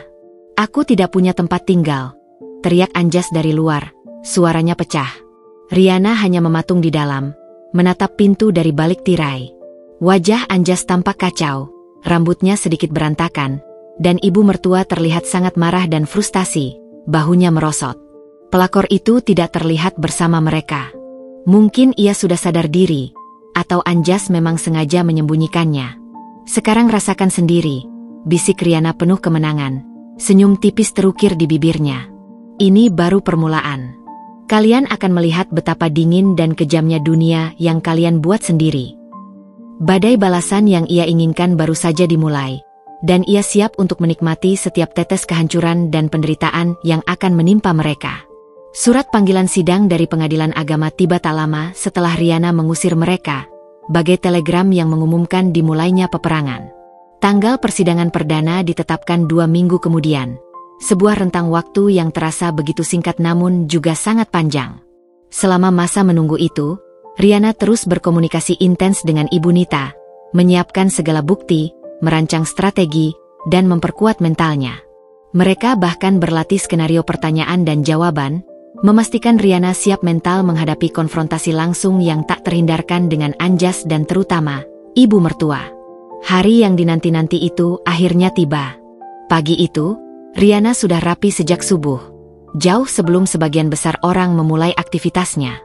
Ia mengenakan setelan blazer hitam yang tegas, memancarkan aura profesionalisme dan ketegasan, dipadukan dengan kemeja putih bersih dan rok pensil yang pas di tubuhnya. Rambutnya disanggul rapi ke belakang, memperlihatkan garis rahangnya yang kini tampak lebih keras. Wajahnya tegar, meskipun di dalam hatinya badai emosi masih bergolak hebat, siap meledak kapan saja. Ia tidak ingin menunjukkan sedikitpun kelemahan atau kerentanan di hadapan para pengkhianat itu. Setibanya di gedung Pengadilan Agama yang ramai dan sesak, Riana merasakan detak jantungnya berpacu lebih cepat. Aroma formalitas dan ketegangan terasa begitu pekat di udara. Di ruang tunggu yang dipenuhi orang-orang dengan berbagai ekspresi, cemas, sedih, marah, Riana melihat Anjas duduk di bangku seberang, tampak kusut dan tegang, didampingi seorang pengacara pria berwajah masam dan berkacamata tebal, yang terlihat angkuh. Di samping Anjas, terlihat ibu mertua dengan wajah keruh, bibirnya tipis menahan amarah yang jelas. Sorot matanya tajam dan penuh kebencian yang ia arahkan pada Riana. Dan di belakang mereka, duduk sang pelakor, Dinda, tampak mengenakan pakaian sederhana yang cenderung lusuh, menunduk ketakutan, seperti tikus yang baru saja keluar dari sarangnya. Sesekali, Dinda melirik Riana dengan sorot cemas dan takut yang jelas terpancar di matanya, lalu cepat-cepat menunduk lagi. Riana membalas tatapan mereka dengan tatapan dingin dan tanpa ekspresi, seolah mereka hanyalah objek yang akan ia hancurkan, tak lebih dari sekadar hama. Ketika nama mereka dipanggil oleh Panitera, perkara nomor sekian, antara Anjas Wijaya melawan Riana Paramita. Riana melangkah masuk ke ruang sidang yang terasa dingin dan formal itu dengan langkah percaya diri, diiringi Ibu Nita yang berjalan anggun dan penuh wibawa di sampingnya. Ruangan itu dilengkapi dengan meja hakim yang tinggi dan kursi-kursi di kedua sisi untuk pihak penggugat dan tergugat. Sidang dimulai. Hakim ketua yang bijaksana membuka persidangan dengan membacakan berkas gugatan yang diajukan oleh Anjas, yang menuntut cerai talak, pembagian harta gonogini secara adil, seolah ia adalah pihak yang dirugikan, dan pengembalian uang yang Riana transfer. Pengacara Anjas, seorang pria parubaya dengan suara serak, mulai menyampaikan argumennya. Ia berusaha keras menggambarkan Anjas sebagai korban dari sikap Riana yang tiba-tiba mengusir, memblokir akses keuangan, dan menyebabkan kerugian finansial yang signifikan. Ia juga dengan lantang menuduh Riana melakukan penggelapan dana dan bahkan pemerasan. Yang mulia hakim, ucap pengacara Anjas, suaranya sedikit meninggi, berusaha meyakinkan hakim, klien kami, Bapak Anjas Wijaya, adalah korban dari perbuatan sepihak yang tidak manusiawi oleh Nyonya Riana Paramita. Ia tiba-tiba diusir dari rumahnya sendiri, semua akses ke rekening bank bersama diblokir, dan Nyonya Riana secara sepihak mentransfer dana bersama yang sangat besar ke rekening pribadinya. Ini adalah bentuk penggelapan dana yang merugikan klien kami secara finansial, dan menyebabkan klien kami mengalami tekanan mental yang luar biasa. Riana mendengarkan setiap kata dengan tenang, meskipun dadanya bergemuruh menahan amarah yang mendalam. Ia tahu itu semua adalah kebohongan yang menjijikkan, sebuah narasi yang diputar-balikan. Anjas dan pengacaranya berusaha membuat dirinya terlihat jahat, padahal merekalah yang memulai semua ini. Ketika tiba giliran Ibu Nita, ia berdiri dengan anggun dan percaya diri. Suaranya terdengar jelas dan tegas, memecah ketegangan di ruang sidang. Yang mulia hakim, dengan segala hormat, kami menolak seluruh tuduhan yang tidak berdasar dan menyesatkan yang disampaikan oleh pihak penggugat. Justru sebaliknya, klien kami, Nyonya Riana Paramita, adalah korban utama dalam kasus ini, yang menderita kerugian yang tak terhingga akibat pengkhianatan keji. Kami mengajukan gugatan cerai gugat dengan alasan yang sangat jelas dan tidak terbantahkan, perzinahan yang dilakukan oleh saudara Anjas Wijaya. Seketika, suasana di ruang sidang menjadi lebih tegang. Anjas, ibu mertua, dan pelakor itu tampak terkejut. Wajah mereka berubah pucat pasi. Anjas menatap Ibu Nita dengan pandangan tak percaya, dan ibu mertua memelototi Riana dengan tatapan tajam, seolah ingin membunuhnya di tempat. Kami memiliki bukti kuat, Yang Mulia, lanjut Ibu Nita, suaranya lugas dan penuh keyakinan, bahwa saudara Anjas Wijaya telah melangsungkan pernikahan siri dengan seorang wanita bernama Dinda Ayu Permata, di rumah kediaman bersama klien kami, tanpa sepengetahuan dan izin mutlak dari klien kami yang sah sebagai istri pertama. Yang lebih mengejutkan, pernikahan siri ini bahkan diinisiasi, difasilitasi, dan direstui secara terang-terangan oleh ibu dari penggugat sendiri, Ibu Rahmawati, yang hadir sebagai saksi dan turut bersukacita dalam proses pengkhianatan ini. Nama, Dinda Ayu Permata, disebut dengan jelas, dan pelakor itu tersentak hebat. Wajahnya semakin menunduk dalam-dalam hingga nyaris menyentuh lututnya, seolah ingin menghilang di telan bumi. Ibu mertua terlihat syok namanya ikut disebut secara eksplisit sebagai dalang, dan ia melotot ke arah Riana dengan tatapan penuh kebencian yang tak terkendali. Perbuatan ini adalah bentuk pengkhianatan yang sangat keji, Yang Mulia. Ibu Nita melanjutkan, suaranya semakin menggebu, yang telah menyebabkan klien kami mengalami kerugian moral, material, dan penderitaan batin yang luar biasa, trauma yang mungkin tak akan sembuh seumur hidup. Oleh karena itu, kami menuntut agar pernikahan ini dibatalkan secara hukum, dan seluruh harta gonogini yang diperoleh selama pernikahan dibagi secara adil, dengan pertimbangan berat atas pengkhianatan yang dilakukan oleh penggugat, yang secara jelas melanggar hukum dan moral. Mengenai tuduhan penggelapan dana, uang yang ditransfer oleh klien kami adalah haknya sebagai istri sah dan merupakan bagian dari harta bersama yang sah ia kelola untuk menjaga kepentingan dan kelangsungan hidupnya. Hakim Ketua mencatat semua argumen dengan cermat. Pengacara Anjas mencoba membantah, mengatakan bahwa pernikahan siri itu tidak sah atau hanya rekayasa dan kliennya dijebak. Namun, Ibu Nita dengan cepat memotong, menyajikan fakta. Yang mulia, kami memiliki saksi-saksi mata yang hadir di lokasi kejadian, dan bukti pendukung lainnya yang akan kami ajukan pada persidangan selanjutnya untuk membuktikan kebenaran fakta ini secara gamblang dan tak terbantahkan, kata Ibu Nita, suaranya mantap. Kami juga akan mengajukan tuntutan kerugian imaterial atas penderitaan psikologis yang dialami klien kami. Sidang ditunda untuk memberikan kesempatan kedua belah pihak mempersiapkan bukti dan saksi lebih lanjut. Ketika sidang berakhir, Anjas mencoba mendekati Riana. Wajahnya terlihat putus asa dan ingin menjelaskan. Namun, Ibu Nita segera menghalanginya dengan tubuhnya. Jangan pernah coba mendekati klien saya di luar persidangan, Saudara Anjas. Jika tidak, saya akan menuntut Anda atas dasar intimidasi dan pelecehan, tegas Ibu Nita, matanya tajam. Riana berjalan keluar dari ruang sidang dengan kepala tegak, melewati Anjas, ibu mertua, dan pelakor itu. Anjas menatapnya dengan tatapan putus asa dan penyesalan yang mendalam, seolah ingin memohon ampun. Ibu mertua memelototinya dengan kebencian yang mendidih. Riana membalas tatapan ibu mertua dengan senyum tipis, dingin, dan penuh kemenangan yang membuat hati ibu mertua mencelos. Ini baru permulaan. Badai kehancuran yang sesungguhnya baru saja dimulai, dan Riana siap untuk setiap putarannya. Setelah sidang pertama yang tegang dan penuh intrik, Riana dan Ibu Nita tidak membuang waktu sedikit pun. Mereka segera menyusun strategi untuk sidang berikutnya. Fokus utama pada pengumpulan bukti yang tak terbantahkan, yang akan melumpuhkan setiap sanggahan dari pihak Anjas. Riana terus memutar otaknya, mencoba mengingat setiap detail yang bisa menjadi petunjuk. Ia teringat beberapa tetangga yang hadir di acara pernikahan siri itu, meskipun mereka mungkin datang atas undangan ibu mertua.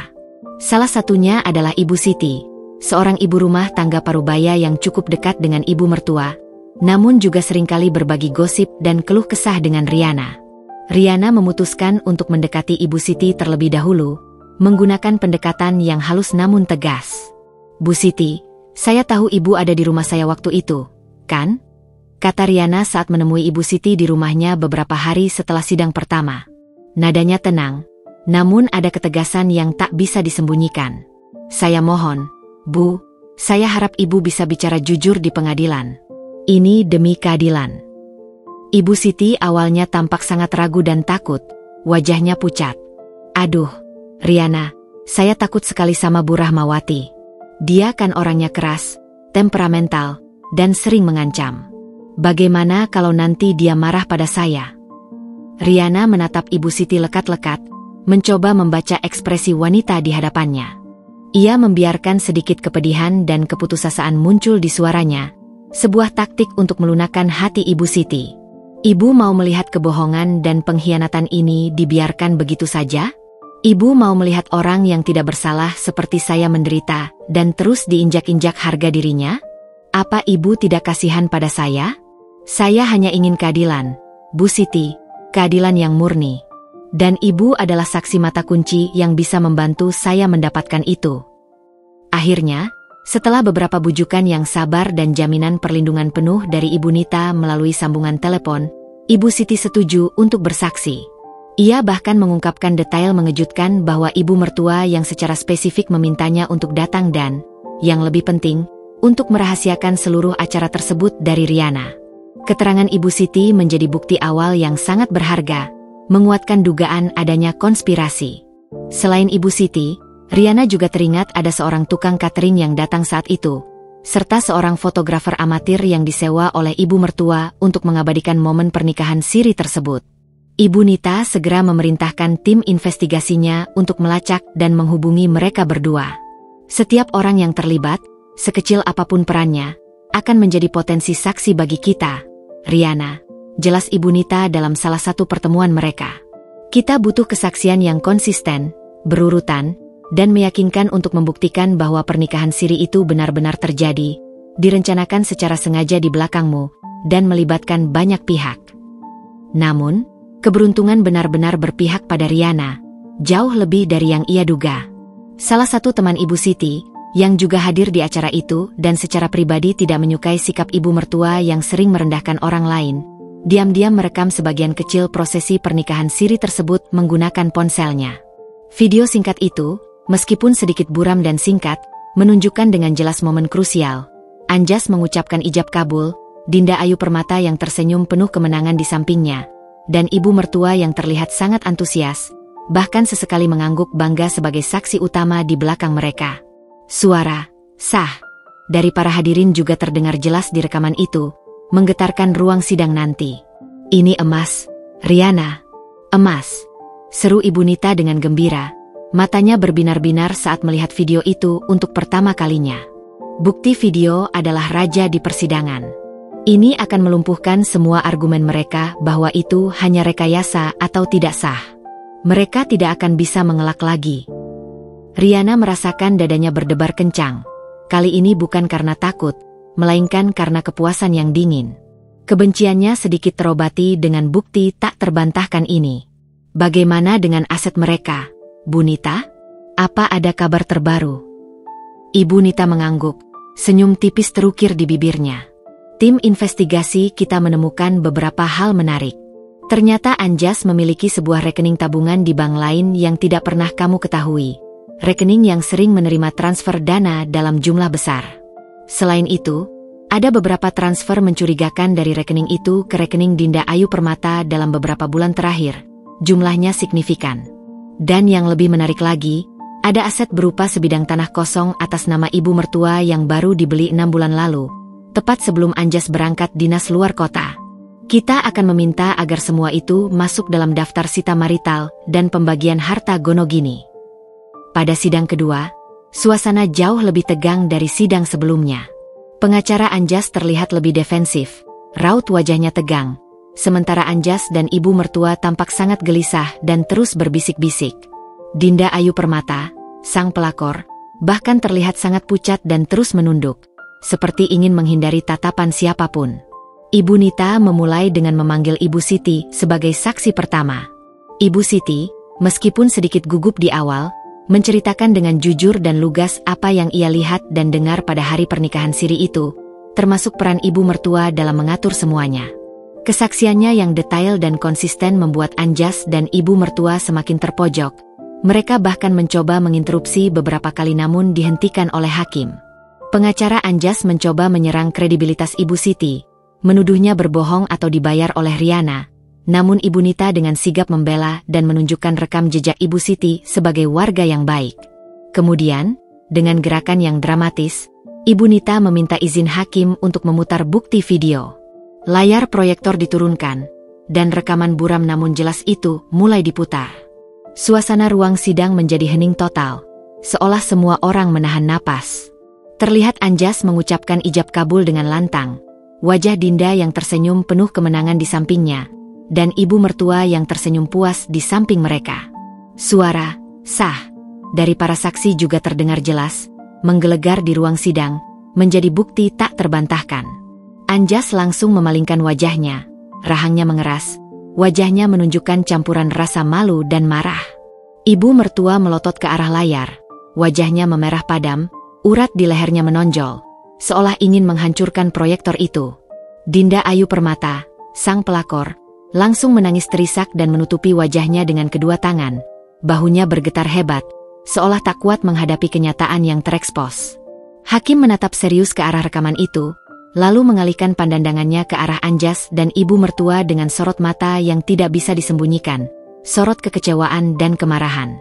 "Yang mulia," ujar Ibu Nita, suaranya tenang namun penuh kemenangan, Bukti visual ini secara jelas dan tak terbantahkan menunjukkan adanya perbuatan perzinahan dan pernikahan siri yang dilakukan oleh saudara Anjas Wijaya dengan Dinda Ayu Permata, yang difasilitasi dan direstui sepenuhnya oleh Ibu Rahmawati. Ini bukan hanya pengkhianatan dalam sebuah pernikahan, Yang Mulia, ini adalah pelanggaran hukum dan moral yang berat, serta merupakan sebuah kejahatan terhadap hati nurani dan keadilan. Riana hanya duduk tenang di kursinya, menatap kehancuran dan kepanikan di wajah Anjas dan ibu mertua. Ini baru babak awal dari skenario besar yang ia siapkan. Ia tahu, perang masih jauh dari selesai, tapi kemenangan kecil ini terasa sangat manis, seperti tetesan madu di tengah lautan pahit.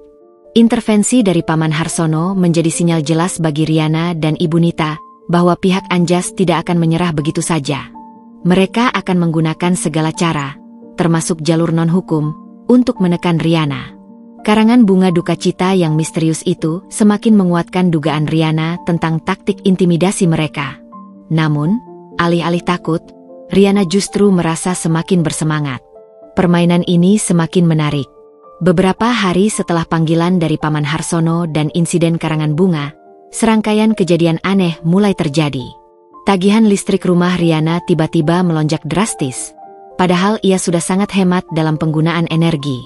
Kemudian, ia menerima beberapa surat tagihan fiktif atas namanya dari berbagai e-commerce dan layanan langganan yang tidak pernah ia gunakan.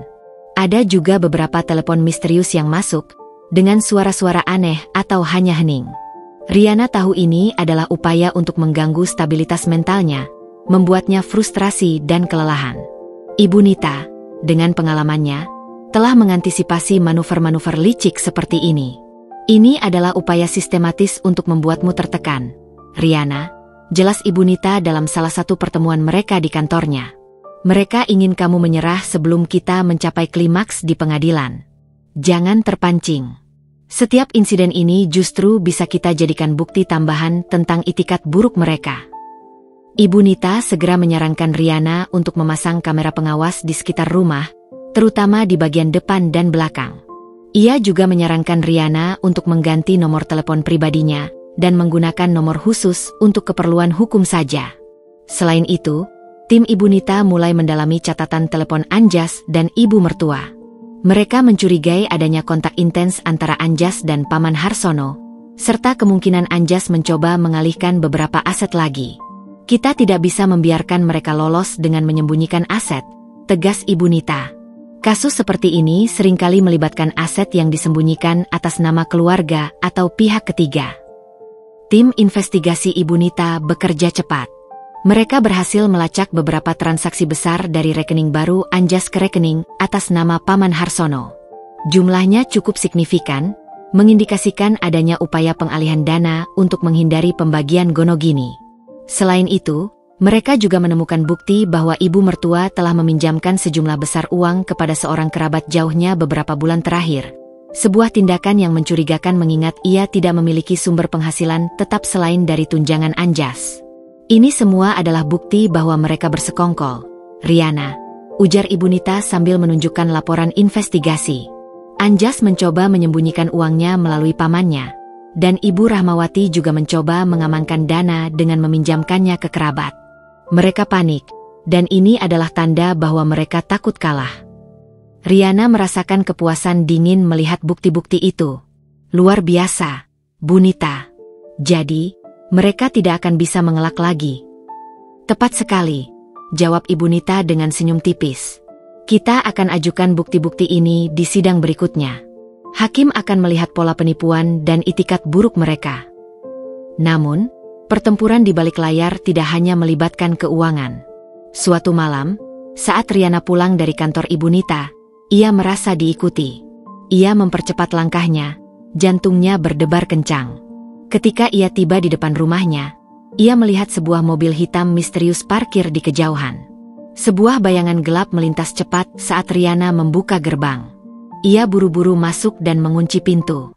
Ini adalah intimidasi fisik. Keesokan harinya, Ibu Nita menyarankan Riana untuk sesekali menginap di tempat aman atau meminta bantuan teman dekatnya untuk menemani. Keamananmu adalah prioritas utama, Riana. Mereka mungkin akan semakin nekat. Riana mengangguk. Ia tidak akan membiarkan dirinya merasa takut. Justru sebaliknya, setiap manuver licik mereka, setiap upaya intimidasi, hanya menambah bahan bakar bagi api dendamnya. Ia tahu ia berada di jalur yang benar. Mereka yang memulai perang ini, dan ia akan memastikan merekalah yang kalah telak. Ia sudah tak sabar menunggu sidang berikutnya, di mana ia akan menjatuhkan pukulan telak lainnya. Sidang ketiga adalah momen krusial yang dinanti-nantikan Riana. Dengan bukti video dan kesaksian Ibu Siti yang kuat, serta hasil investigasi aset yang solid, Ibu Nita siap melancarkan pukulan telak yang akan meruntuhkan benteng pertahanan pihak Anjas. Riana datang ke gedung pengadilan dengan perasaan campur aduk, tegang, namun juga penuh antisipasi dan haus akan keadilan. Ia tahu, hari ini adalah hari di mana Anjas dan ibu mertua akan merasakan konsekuensi pahit dari keserakahan, kebohongan, dan pengkhianatan mereka. Di ruang sidang, Anjas terlihat semakin kurus, wajahnya pucat pasi, dipenuhi kecemasan dan keputusasaan yang kentara. Matanya terlihat bengkak, seolah ia tidak tidur nyenyak selama berhari-hari. Ibu mertua tampak lebih agresif dari biasanya. Sesekali melirik Riana dengan tatapan penuh kebencian yang membara, tatapan yang menuntut balas.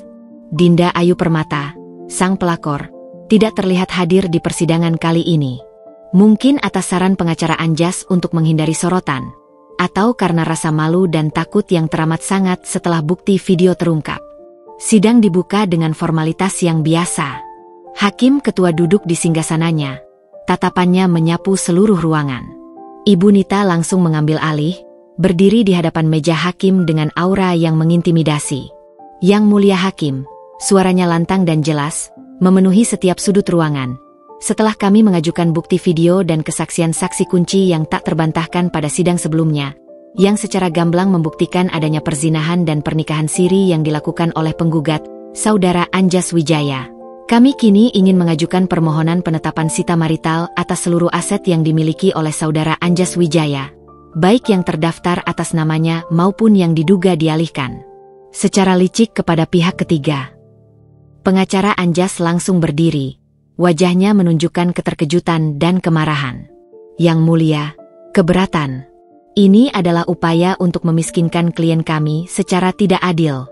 Tuduhan pengalihan aset tidak berdasar dan hanya fitnah. Ia membela dengan nada tinggi. Ibu Nita tersenyum tipis, senyum yang dingin dan penuh percaya diri, membuat pengacara lawan terlihat semakin tidak meyakinkan. Keberatan ditolak, Yang Mulia. Kami memiliki bukti yang kuat dan tak terbantahkan untuk mendukung permohonan sita marital ini. Ia kemudian menyerahkan setumpuk dokumen tebal kepada hakim, dan salinannya kepada pihak Anjas. Kami telah melakukan investigasi menyeluruh, Yang Mulia. Kami menemukan adanya rekening bank tersembunyi atas nama Saudara Anjas Wijaya di Bank X, yang tidak pernah dilaporkan dalam daftar aset bersama kami. Dari rekening ini, telah terjadi beberapa kali transfer dana dalam jumlah sangat besar, totalnya mencapai ratusan juta rupiah, ke rekening atas nama Saudara Harsono, paman dari penggugat, dalam kurun waktu 3 bulan terakhir. Ini jelas merupakan upaya pengalihan aset yang disengaja untuk menghindari pembagian harta Gonogini. Anjas langsung memucat pasi, matanya melebar, menatap Ibu Nita dengan tak percaya, seolah ia tidak pernah menyangka rahasia itu akan terbongkar. Paman Harsono, yang ternyata hadir di ruang sidang sebagai pendukung Anjas, langsung berdiri dari kursinya dengan wajah merah padam karena marah dan malu. Itu bohong. Itu fitnah. Itu hanya pinjaman pribadi, teriaknya, mengabaikan etika persidangan. Hakim mengetuk palu dengan keras. Tenang, Saudara Harsono, harap tenang atau saya akan meminta Anda keluar dari ruang sidang. Ini adalah pelanggaran serius. Ibu Nita melanjutkan, tanpa sedikit pun terpengaruh oleh interupsi. Selain itu, Yang Mulia, kami juga menemukan bukti bahwa Ibu Rahmawati, ibu dari penggugat, telah membeli sebidang tanah kosong yang cukup luas di daerah strategis 6 bulan yang lalu, tepat sebelum pernikahan siri dilangsungkan. Dana pembelian tanah ini diduga kuat berasal dari Saudara Anjas Wijaya, yang merupakan upaya lain untuk menyembunyikan aset.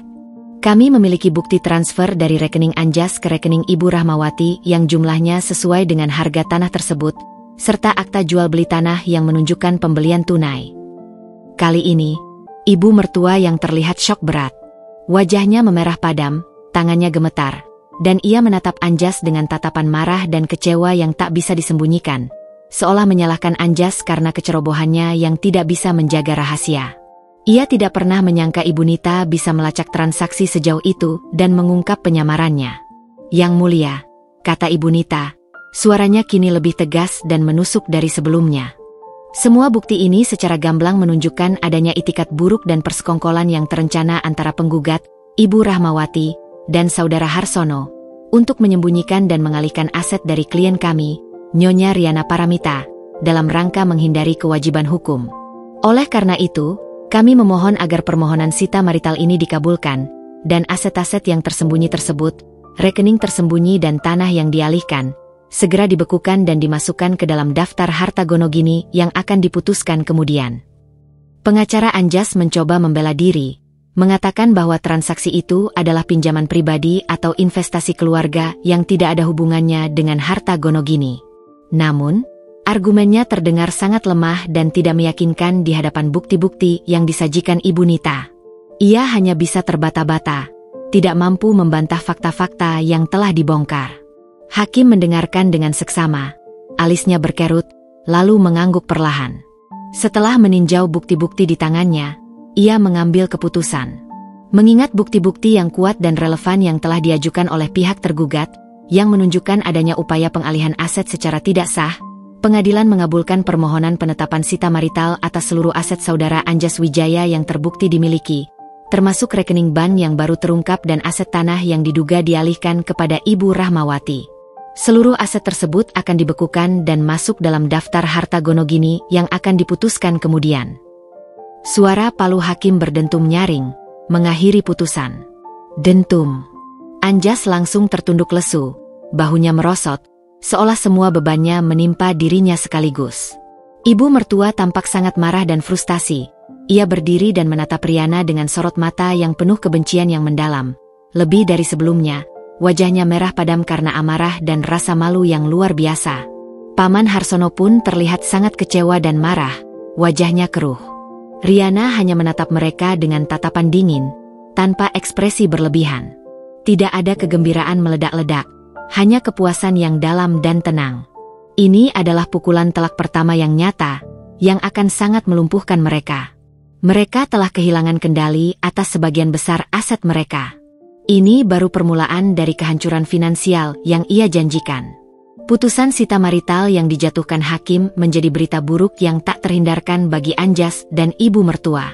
Ini adalah pukulan finansial yang menyakitkan.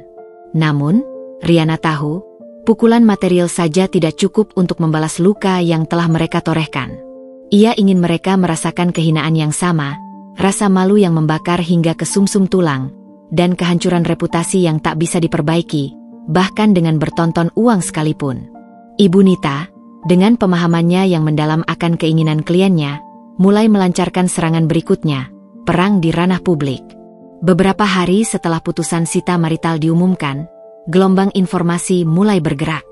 Berita tentang gugatan cerai Anjas Wijaya oleh istrinya, Riana Paramita, dengan tuduhan perzinahan dan pernikahan siri yang diinisiasi serta disokong oleh ibu kandungnya sendiri, mulai menyebar bagai api di padang kering. Informasi ini tidak hanya terbatas pada lingkungan dekat mereka atau lingkaran pengadilan. Dengan keahlian Ibu Nita dalam memanfaatkan media dan jejaring informasi, kasus ini segera menjadi konsumsi publik, menjangkau halayak luas. Awalnya, berita itu muncul dari celah-celah digital, beberapa akun gosip anonim di media sosial dan forum diskusi online yang populer di Indonesia. Detail tentang bagaimana Anjas dinikahi secara siri di rumahnya sendiri, keterlibatan aktif ibu mertua sebagai dalang utama, dan bahkan upaya pengalihan aset yang licik untuk menghindari pembagian harta, dibagikan secara gamblang, seolah-olah ada seseorang di dalam lingkaran itu yang membocorkannya. Tentu saja, ini adalah hasil kerja cerdas tim Ibu Nita.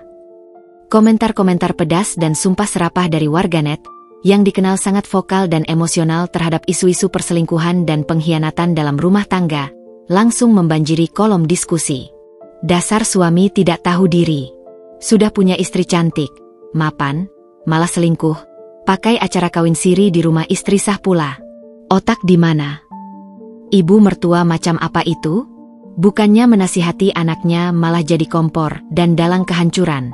Ibunya juga sama bejatnya dengan anaknya, bibit bebet bobotnya sama.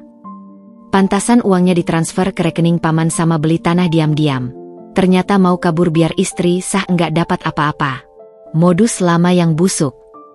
Sita semua hartanya, Mbak Riana. Sampai kaos kaki terakhir. Biar kapok mereka berdua. Gelandangkan saja.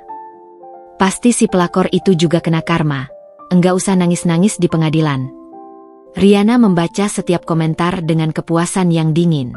Sebuah senyuman tipis terukir di bibirnya. Ini adalah permulaan dari kehancuran sosial yang ia dambakan. Mereka mulai merasakan tusukan pertama dari pandangan publik. Kemudian, kasus ini mulai dilirik oleh media-media berita daring yang lebih besar dan kredibel. Seorang jurnalis investigasi dari portal berita ternama, yang memiliki akses ke informasi mendalam, berhasil mendapatkan informasi lebih detail dari sumber terpercaya, yang tentu saja berasal dari tim Ibu Nita yang bergerak senyap. Sebuah artikel berita terbit dengan judul sensasional yang mencuri perhatian. Skandal poligami di balik pintu tertutup. Suami diduga selingkuh dan kawin siri di rumah istri sah dengan restu ibu kandung. Aset ikut terlibat. Artikel itu memuat kronologi lengkap kejadian, termasuk nama lengkap Anjas Wijaya, Ibu Rahmawati, dan bahkan inisial Dinda Ayu Permata yang kini mulai mudah diidentifikasi.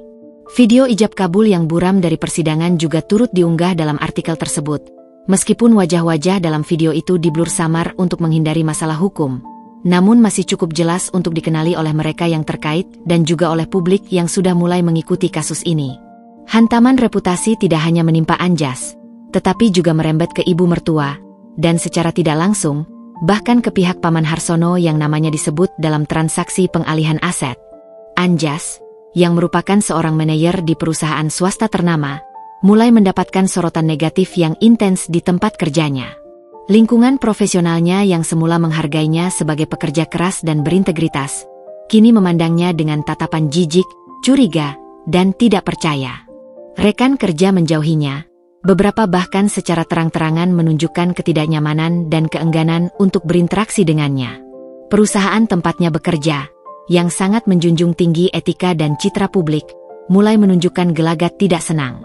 Ada desas-desus kuat tentang evaluasi internal mendadak terhadap perilakunya dan kemungkinan besar pemecatan dalam waktu dekat yang akan mengakhiri karir cemerlangnya. Ibu mertua, Ibu Rahmawati, juga merasakan dampaknya yang tak kalah parah. Sebagai seorang ketua pengajian dan tokoh masyarakat yang dulunya sangat dihormati dan disegani di lingkungannya, ia kini menjadi bulan-bulanan bisik-bisik dan tatapan menghina setiap kali ia muncul di depan umum. Beberapa tetangga yang tadinya sering berkunjung dan mengaguminya, kini menghindarinya, bahkan menyeberang jalan jika berpapasan. Ia bahkan diberhentikan dari posisinya di beberapa organisasi sosial dan keagamaan dengan alasan menjaga nama baik organisasi, atau ada masalah internal yang tidak bisa diungkapkan. Masyarakat yang dulu memujinya kini mencibirnya. Memandangnya sebagai wanita munafik yang merusak rumah tangga anaknya sendiri dengan keserakahan. Riana menerima laporan-laporan ini dari Ibu Nita dengan tenang, tanpa berkedip. Ia tidak lagi merasakan amarah yang membakar seperti dulu, melainkan kepuasan yang dingin dan mendalam. Ini adalah bagian integral dari rencana balas dendamnya. Ia tahu, penderitaan finansial dan kehinaan sosial adalah kombinasi yang akan menghancurkan mereka secara total, membuat mereka tak punya tempat berpijak. Beberapa kali, Anjas mencoba menelepon Riana dari nomor yang berbeda, namun Riana tetap mengabaikannya. Ia bahkan tidak tertarik untuk membaca isi pesannya. Ibu mertua juga mengirimkan pesan-pesan yang beralih dari ancaman menjadi cacian kasar, bahkan menyebut Riana sebagai wanita iblis, janda tua, dan tidak punya hati. Riana hanya membalasnya dengan senyuman pahit. Hati iblis itu kini berada di pihak yang benar, memperjuangkan keadilan. Hantaman reputasi ini adalah pukulan yang tak terlihat, namun dampaknya jauh lebih parah daripada kerugian material. Harga diri mereka, kebanggaan mereka, dan status sosial mereka kini telah hancur berkeping-keping di mata publik. Ini adalah awal dari neraka sosial yang Riana janjikan, dan ia yakin, ini akan menjadi cambuk yang lebih menyakitkan daripada apapun. Badai publik yang dilancarkan Ibu Nita menghantam Anjas dan ibu mertua jauh lebih keras dan telak dari perkiraan mereka. Reputasi yang hancur itu kini mulai menuai konsekuensi nyata di setiap lini kehidupan mereka, mengubah kehinaan menjadi keruntuhan total yang tak terelakkan. Mereka yang dulunya merasa berkuasa, kini merasakan pahitnya hidup sebagai paria. Anjas merasakan dampaknya secara langsung dan brutal di tempat kerjanya. Suasana di kantornya yang tadinya dinamis dan penuh kolaborasi, kini menjadi sangat dingin dan mematikan. Bisik-bisik, tatapan sinis, dan sikap menghindar yang terang-terangan dari rekan kerja adalah pemandangan sehari-hari yang harus ia telan. Proyek-proyek penting yang dulunya selalu dipercayakan kepadanya karena kinerja cemerlangnya, kini dialihkan begitu saja ke karyawan lain, seolah ia adalah wabah. Ia sering mendapati dirinya terisolasi, makan siang seorang diri di kantin yang ramai, atau percakapan akan berhenti mendadak setiap kali ia mendekat. Tekanan itu semakin memuncak ketika Departemen HRD memanggilnya untuk sebuah pertemuan internal yang sangat formal. "Bapak Anjas," kata Kepala HRD, Bapak Dimas, dengan nada serius dan tanpa basa-basi, ditemani oleh perwakilan serikat pekerja. "Kami telah menerima banyak laporan dan aduan terkait kasus pribadi Anda yang mencuat ke publik, bahkan telah menjadi sorotan media massa. Perusahaan kami, Bapak Anjas, sangat menjunjung tinggi nilai-nilai etika, integritas, dan reputasi positif. Perilaku yang melanggar norma sosial dan hukum, seperti yang dilaporkan dalam kasus Anda, sangat mencoreng nama baik perusahaan, menciptakan lingkungan kerja yang tidak kondusif, dan mengganggu moral karyawan." Anjas mencoba membela diri, suaranya bergetar. Ia berusaha menjelaskan bahwa itu adalah masalah pribadi yang dilebih-lebihkan oleh media, dan Riana hanya ingin membalas dendam. Namun, bukti-bukti yang disajikan Ibu Nita di persidangan, ditambah dengan pemberitaan media daring yang masif dan viral, telah membangun citra negatif yang sulit dihapus, bahkan mustahil. Dengan berat hati, setelah melalui evaluasi internal yang menyeluruh, pertimbangan matang dari Dewan Direksi, dan konsultasi dengan tim hukum kami, lanjut Kepala HRD, suaranya tegas tanpa kompromi, "Kami memutuskan untuk mengakhiri hubungan kerja Anda dengan perusahaan, terhitung mulai hari ini, 29 Juni 2025. Anda akan menerima surat pemutusan hubungan kerja resmi dan hak-hak Anda sesuai dengan Undang-Undang Ketenagakerjaan yang berlaku." Dunia Anjas runtuh seketika. Pemecatan itu adalah pukulan telak yang melumpuhkan seluruh sendi kehidupannya. Tidak hanya ia kehilangan pekerjaan yang menjadi tumpuan hidupnya selama bertahun-tahun, yang memberinya status dan penghasilan, tetapi juga reputasi profesionalnya hancur lebur. Dengan catatan buruk ini, akan sangat sulit baginya untuk mendapatkan pekerjaan lain yang sepadan di industri yang sama, bahkan mungkin di industri manapun. Ia melangkah keluar dari gedung kantor, seorang diri, dengan langkah gontai yang dipenuhi kehampaan, merasakan pandangan kasihan bercampur ejekan dari satpam hingga rekan kerja yang ia lewati. Impian karirnya yang dulu begitu cemerlang kini hancur tak bersisa, direnggut oleh perbuatannya sendiri. Sementara itu, ibu mertua, Ibu Rahmawati, mengalami pengucilan sosial yang jauh lebih brutal dan mematikan di lingkungannya. Dulu, ia adalah figur yang sangat dihormati, sering menjadi panutan dalam kegiatan sosial dan keagamaan. Kini, setiap langkahnya di luar rumah dipenuhi dengan bisik-bisik yang sinis dan tatapan mencemooh. Ibu-ibu pengajian yang dulunya setia mengikutinya, kini menjauh, bahkan beberapa demonstratif berpindah tempat jika Ibu Rahmawati mendekat. Arisan yang ia ikuti selama bertahun-tahun, yang merupakan ajang pamer status sosialnya, mengeluarkan namanya tanpa pemberitahuan. Bahkan di pasar, pedagang langganan yang biasanya ramah dan sering memberinya diskon, kini melayaninya dengan dingin, terburu-buru, dan bahkan beberapa terang-terangan menunjukkan ketidaksukaan. Beberapa kali, ia mendengar cibiran langsung dan komentar pedas dari orang-orang yang berpapasan dengannya. "Lihat tuh, Bu Rahmawati, udah tua bukannya tobat, malah jadi mak comblang dosa anaknya sendiri. Ngaji puluhan tahun percuma. Kasihan ya istrinya Anjas, diginin sama mertua dan suaminya. Moga-moga kena azab instan di dunia. Gak punya malu banget, ya? Udah miskin harta, miskin akhlak lagi." Pengucilan ini jauh lebih menyakitkan bagi Ibu Rahmawati daripada kerugian finansial atau rasa malu Anjas. Harga dirinya sebagai seorang wanita terpandang, sebagai sesepuh, sebagai figur panutan, hancur lebur di mata masyarakat. Rumahnya yang dulu ramai dikunjungi orang-orang, kini sepi senyap, bak kuburan tak berpenghuni. Telepon rumahnya tak lagi berdering untuk undangan, dan tetangga bahkan tidak lagi menyapanya, seolah ia adalah penyakit menular yang harus dijauhi. Anjas dan ibu mertua kini harus menghadapi kenyataan pahit yang mereka ciptakan sendiri. Rekening mereka dibekukan, sebagian besar aset dalam sengketa, Anjas kehilangan pekerjaan, dan mereka menjadi paria di masyarakat, dikucilkan dan direndahkan. Telepon Riana tidak lagi berdering dengan amukan mereka. Ia hanya menerima laporan rutin dari Ibu Nita tentang kondisi mereka. Ia tahu, mereka kini merasakan neraka yang nyata, neraka yang mereka ciptakan sendiri dengan tangan mereka. Riana memandang keluar jendela ruangannya yang kini terasa begitu luas, melihat langit yang mendung, namun hatinya tidak ikut mendung. Ada kepuasan yang dalam dan dingin dalam dirinya, namun juga kelelahan yang mendalam. Perjalanan balas dendamnya hampir mencapai puncaknya, dan ia siap untuk babak terakhir, babak di mana semua akan berakhir dan ia bisa memulai hidupnya yang baru. Sidang putusan perceraian adalah puncak dari semua yang Riana perjuangkan, sebuah klimaks yang telah ia nantikan dengan napas tertahan.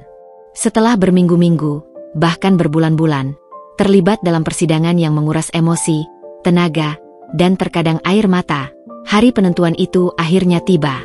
Pagi itu, Riana datang ke gedung pengadilan dengan hati yang terasa lebih tenang, seperti permukaan danau setelah badai reda. Ada semacam kedamaian yang dingin dalam dirinya. Bukan karena dendamnya akan terpenuhi, ia tahu itu hanya ilusi, tetapi karena ia tahu penderitaan yang ia alami akan segera berakhir, dan sebuah bab baru dalam hidupnya akan dimulai. Di ruang sidang, suasana terasa sangat berat. Anjas, yang duduk di sisi berlawanan, terlihat sangat berbeda. Ia tampak seperti bayangan dirinya yang dulu gagah dan percaya diri. Tubuhnya kurus, pipinya cekung, dengan mata yang tampak kosong dan penuh penyesalan. Rambutnya terlihat sedikit beruban, seolah waktu telah berjalan lebih cepat untuknya. Ibu mertua juga terlihat menua drastis, wajahnya keriput dalam, rambutnya memutih lebih banyak, dan sorot matanya yang dulu angkuh kini dipenuhi oleh keputusasaan yang mendalam. Aura arogansi dan kesombongan yang dulu menyelimutinya kini lenyap, digantikan oleh ekspresi kekalahan. Dinda Ayu Permata, sang pelakor, tidak lagi hadir di persidangan ini. Ia telah menghilang sepenuhnya dari kehidupan Anjas, sebuah bukti nyata bahwa hubungan mereka rapuh, hanya didasari nafsu dan keuntungan sesaat, dan tidak mampu bertahan dalam badai. Hakim Ketua, dengan suara berat dan jelas yang menggema di seluruh ruangan, membacakan putusan yang telah lama dinanti, sebuah keputusan yang akan mengubah takdir. Berdasarkan bukti-bukti yang telah diajukan di persidangan ini, suara hakim mulai membeberkan, termasuk kesaksian saksi kunci yang meyakinkan dan bukti visual berupa rekaman video pernikahan siri, serta hasil investigasi menyeluruh mengenai upaya pengalihan aset yang tidak sah. Majelis hakim memutuskan. 1. Mengabulkan gugatan cerai gugat yang diajukan oleh Nyonya Riana Paramita. Dengan ini, pernikahan antara saudara Anjas Wijaya dan Nyonya Riana Paramita secara hukum dinyatakan putus karena perceraian. Status keduanya kembali lajang. 2. Menyatakan bahwa saudara Anjas Wijaya terbukti secara sah dan meyakinkan melakukan perzinahan dan melangsungkan pernikahan siri tanpa seizin dari istri sahnya, Nyonya Riana Paramita, yang merupakan pelanggaran serius terhadap hukum pernikahan dan norma sosial. 3. Menetapkan harta gonogini yang diperoleh selama pernikahan dibagi sebagai berikut, 90% untuk Nyonya Riana Paramita, dan 10% untuk saudara Anjas Wijaya, dengan mempertimbangkan bukti perzinahan, itikat buruk yang jelas dari penggugat, serta upaya pengalihan aset yang terbukti dilakukan. Seluruh aset yang telah disita marital, termasuk rekening tersembunyi yang baru terungkap dan tanah yang dialihkan atas nama Ibu Rahmawati, akan masuk dalam perhitungan harta gonogini ini dan akan diserahkan kepada Nyonya Riana Paramita sesuai putusan ini. 4. Menolak semua tuntutan balik yang diajukan oleh saudara Anjas Wijaya, termasuk klaim penggelapan dana oleh Nyonya Riana Paramita, karena tidak memiliki dasar hukum yang kuat. Suara palu hakim berdentum keras, menandakan akhir dari segalanya bagi Anjas. Dentum, dentum, dentum. 3 kali dentuman itu bagai pukulan godam yang meruntuhkan sisa-sisa harapan Anjas. Anjas langsung ambruk di kursinya, kepalanya tertunduk, bahunya bergetar. Ia menutupi wajahnya dengan kedua tangan, seolah tak sanggup lagi menatap kenyataan pahit itu. Ibu mertua menggeram marah, namun tidak lagi berani meluapkan emosinya secara verbal di ruang sidang. Wajahnya menunjukkan ekspresi kekalahan yang total, kehancuran yang tak bisa lagi ditutupi oleh topeng keangkuhan. Mereka tidak mendapatkan apa-apa dari persekongkolan mereka, kecuali sisa-sisa kehinaan dan aib yang kini terpampang nyata di hadapan publik dan tak bisa dihapus seumur hidup. Riana tidak menunjukkan ekspresi berlebihan. Ia hanya menghela napas panjang, semacam beban berat yang selama ini menekan dadanya terangkat dari pundaknya. Ini adalah keadilan yang ia perjuangkan, sebuah keadilan yang memang pantas mereka dapatkan. Ibu Nita tersenyum bangga, menepuk pundak Riana dengan lembut, mengucapkan selamat tanpa kata. Setelah sidang usai dan ruangan mulai kosong, Anjas dan ibu mertua segera keluar dari ruang sidang, menghindari tatapan Riana dan siapapun yang mungkin mengenal mereka. Mereka bergegas pergi, menghilang di keramaian gedung pengadilan, mungkin tak ingin bertemu lagi dengan Riana, apalagi berhadapan dengan takdir yang baru menimpa mereka. Riana hanya melihat punggung mereka yang menyusut, penuh kehampaan dan kekalahan. Tidak ada lagi rasa marah membara, hanya sisa-sisa rasa jijik dan iba samar yang bercampur. 2 minggu kemudian, Riana menerima semua dokumen perceraian yang sah dan hak atas harta Gonogini secara resmi. Rumah yang dulunya menjadi saksi bisu pengkhianatan kini sepenuhnya miliknya, tanpa bayang-bayang Anjas. Rekening banknya kini penuh, lebih dari yang ia kira, hasil dari perjuangan kerasnya. Secara finansial, ia telah memenangkan segalanya, melumpuhkan Anjas dan ibu mertua. Namun, yang terpenting, Riana merasakan kebebasan yang sesungguhnya. Dendamnya telah terlaksana dengan sempurna. Anjas telah kehilangan pekerjaan, hartanya nyaris habis, dan reputasinya hancur. Ibu mertua dikucilkan dan dipermalukan di masyarakat, bahkan tanah yang ia kira aman kini disita dan menjadi milik Riana. Mereka merasakan penderitaan yang ia rasakan, bahkan mungkin lebih parah, karena mereka kehilangan segalanya dengan cara yang paling memalukan. Riana berdiri di teras rumahnya yang kini terasa begitu lapang dan bersih, menatap ke arah matahari terbit di ufuk timur. Udara pagi terasa sejuk, menerpa wajahnya, membawa serta aroma harapan baru. Tidak ada lagi amarah yang membakar, hanya ketenangan yang mendalam dan sebuah tekad baru. Ia telah melewati badai terburuk dalam hidupnya, dan ia berhasil keluar sebagai pemenang, bukan hanya di mata hukum, tetapi juga di mata dirinya sendiri. Ini bukan akhir dari segalanya, melainkan awal yang baru. Awal dari kehidupannya yang bebas, tanpa bayang-bayang pengkhianatan dan kepahitan masa lalu. Ia akan menggunakan harta yang ia dapatkan untuk membangun kembali hidupnya, fokus pada kebahagiaan, kedamaian, dan tujuan baru yang selama ini direnggut darinya. Riana Paramita yang baru, yang lebih kuat, tangguh, dan bijaksana, kini telah lahir, siap menghadapi masa depan dengan kepala tegak.